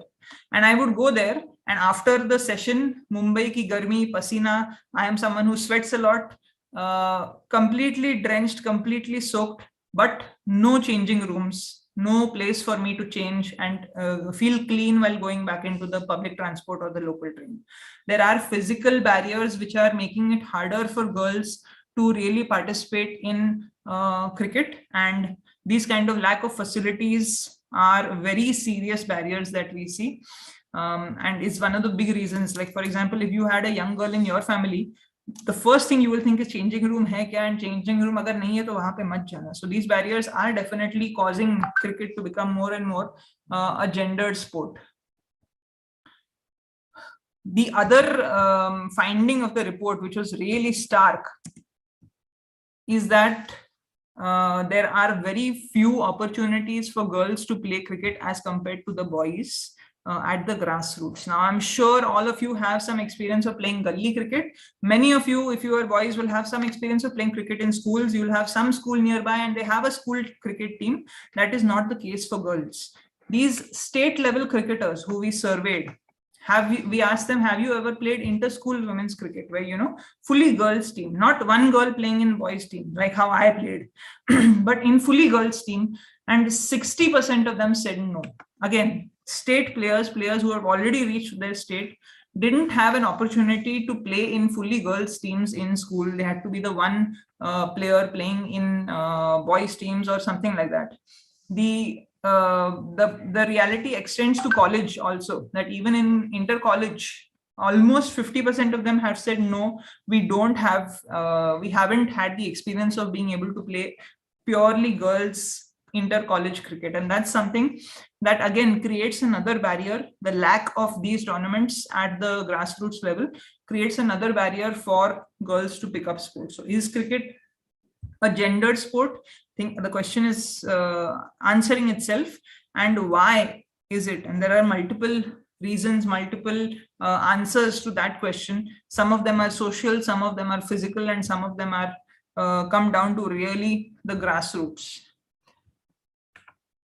So the next question then becomes, what are we doing about it? Because we didn't start this project, or we didn't start this research just to, you know, हाँ चलो थोड़ा पढ़ाई करते हैं and थोड़ा study करते हैं, and as a cricketer उतना पेट नहीं भरता है मेरा. I want action. I want, you know, to actually get my hands dirty. I want to actually not just identify the problem, but try and build solutions also. We've identified that cricket, yes, it is a gendered sport. So how can we, as members of the community, help in removing these barriers to gender? So recently, the Equal Hue project has been taking some steps in that direction and trying to figure out what we can do to make cricket more accessible. And one of the big question marks in people's mind, or young girls' mind, when they want to play cricket is, how do I play cricket? Where are the academies? Where are the selections? Where can I go to practice? How can I get selected for my district, for my state? And that information is just not available anywhere. I'll take the example of another Mumbai girl, Jemima Rodriguez, who played hockey, played basketball, and she discovered cricket almost by accident. She was going with her brothers to the ground, और वहाँ पे मुंबई का selection, girls का selection होने वाला था, and her father happened to find out that there's selection happening. Her coach, her brother's coach, happened to tell her, हाँ जमीमा को भी भेजो.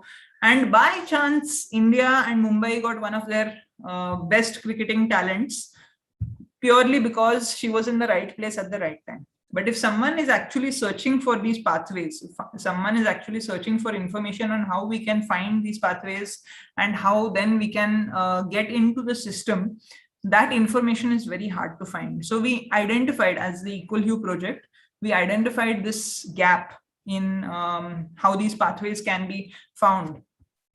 And before I do that, let me quickly share the link of the Equal Hue report with all of you, so that you have an opportunity to not just download it, you have an opportunity to study it. And I will be sharing in just a moment how one can get involved also. So at the Equal Hue project, we identified that this is something that is easy to fix. I mean, we don't need permission to just create information. We don't need any kind of state association or country association's permission. We don't need infrastructure. We just need to compile this information. So at the Equal Hue website, what we have been building over the last 3 to 4 months. What our team and my colleagues, especially my colleague Karunya Keshav, has been working very hard at is compiling this information. By the way, on that subject, I must recommend the book that Karunya Keshav has written, which is The History of Women's Cricket in India. The book is called The Fire Burns Blue, and I highly recommend that book. So what Karunya was leading at this at the Equal You project was something called the Information Pathway project. And again, let me just share my screen and show you what I'm talking about.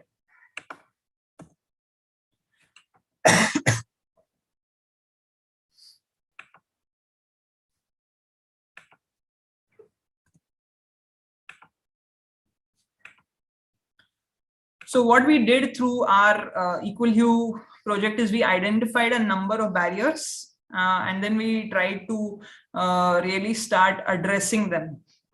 This is the Equal You website, equalyou.in, where we have compiled all the information that we have found so far. We found that, like we said, social barriers, people are telling girls not to play, but it's usually the parents who are saying, nahi, theek hai, jao, and the parents are taking the brunt of all that society.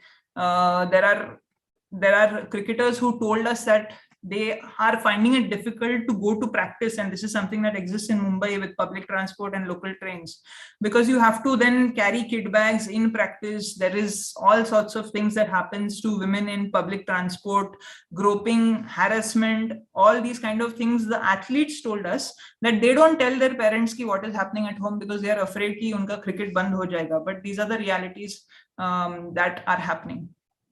So what we decided to do is try and plug those gaps by creating what we call a guide for girls on how to become a cricketer in India.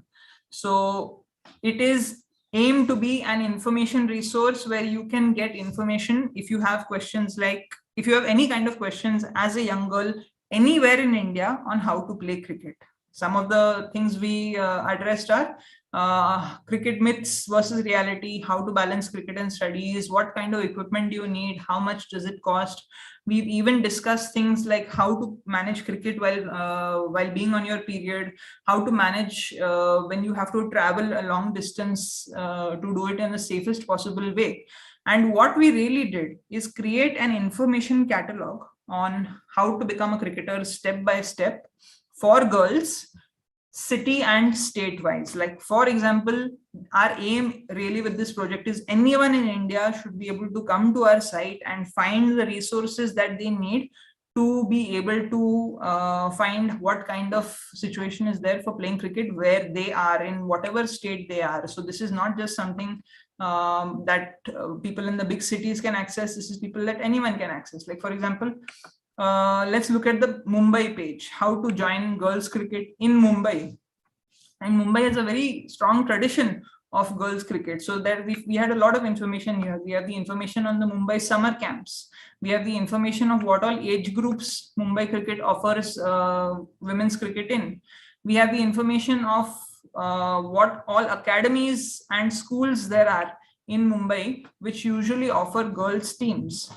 So all this information is compiled in the same place for multiple cities. Like, you can find information about Andhra Pradesh, sitting wherever you are in Andhra, you will get that kind of information through the website, through this project being one of the projects that we have launched. So the aim really with the Equal You project and our efforts here is to remove these information barriers which are stopping girls from coming into cricket and making cricket a gendered sport. We also have a number of other projects in the pipeline. We are working on projects which will help women's representation in sports media. We are working on projects which will help cricket for under 16 players. We are working on projects which will help cricket for inter-school cricket. So under the banner of the Equal You, we are trying to make a world in where cricket is not a gendered sport. So I would highly urge all of you to please spend some time reading the Equal You report, check out our website. There is an opportunity also to support and get involved at the Equal You website. We have a place where you can simply come and share your thoughts, your information, your ideas. with us and be a part of the conversation of this entire evolution of cricket in India. So I'm happy to take any kind of questions that there are on this topic, and that's all from the presenting side from me.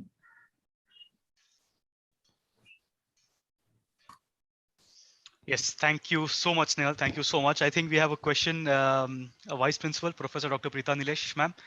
You had a question. Actually, more than a question, Snehal, it was a comment. First of all, let me compliment you.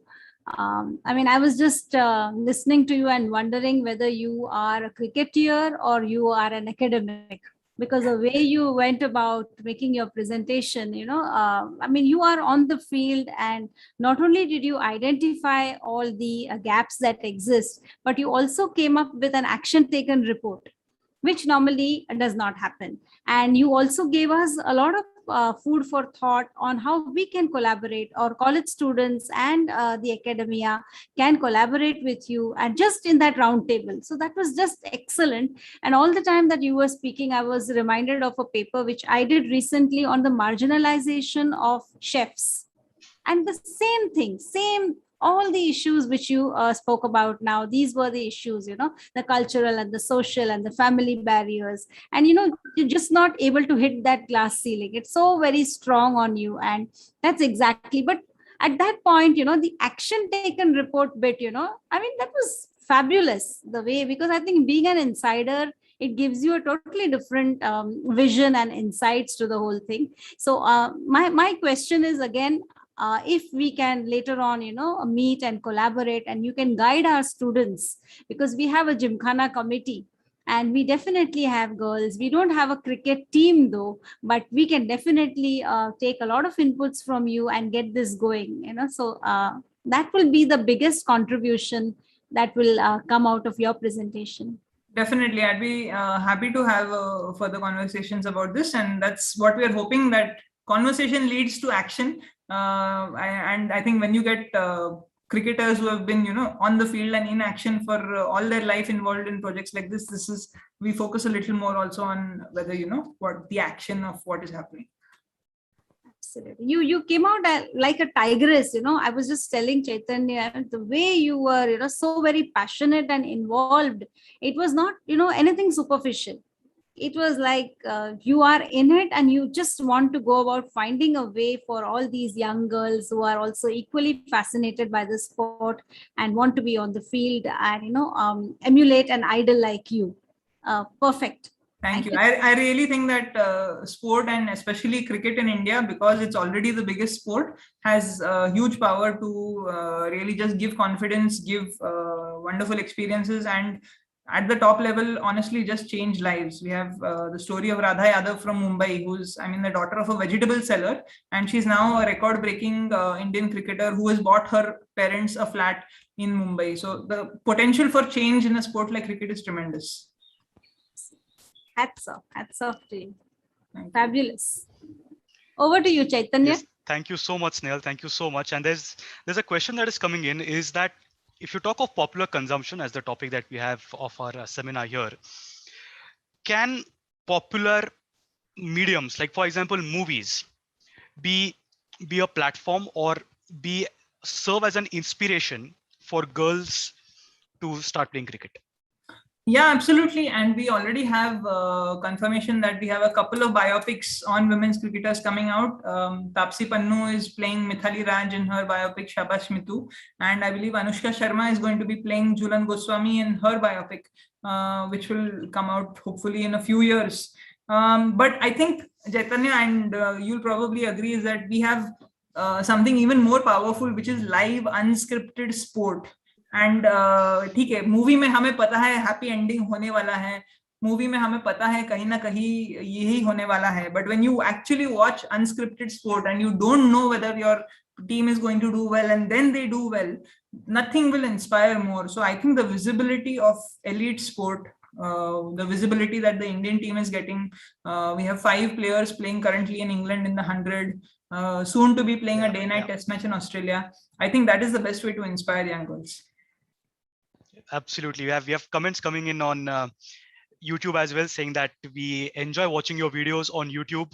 And we also face similar issues wherein we did not have cricket kits when we played in schools, whereas the boys had cricket kits, but we did not have. Other comments that are coming on YouTube. Yeah, exactly. There will be a lot of people who relate to the kind of experiences that we are having, and hopefully this is part of the conversation to change those realities. It sure will, and I hope this presentation at least makes a change in the Vaze College. We can have a gymkhana taking care of the women's team here. Thank you so much, Snehal. Pleasure having you here. Always brilliant having a conversation with you, and it was just fabulous having you here. Thank you so much for accepting our invite. Thank you, Snehal. Yes, so then it's time to call stumps on day one. As promised, it was 10 to 1, so we are stuck to our sessions. However, as admirers and fans of the game, we know that cricketing stars, yes, we have cricketers, we have cricketing stars, but they are made with the immense support of an entire crew who are behind the scenes. And those who are behind the scenes are dedicated coaches, statisticians, video analysts, and psychologists. Also, furthermore, to immortalize the game, we have commentators and authors. The reason I mentioned them is because they are our lineup for day 2, the second innings. Tomorrow at 10 a.m., we're going to have a coach, we're going to have a statistician, we're going to have a video analyst, we're going to have a psychologist, we're going to have a commentator, and we are going to have an author. A power-packed lineup promised for you tomorrow as well. And also remember, watch out for tomorrow as for the inauguration and for a conversation. We have the most successful Ranji Trophy player ever, and that is Mr. Wasim Zafar, who will be inaugurating our session tomorrow. So that's it from day 1. We'll see you tomorrow at 10 a.m. And remember, all the links of YouTube will be posted in the WhatsApp groups and also on social media. So see you tomorrow at 10 a.m. Thank you so much for joining today.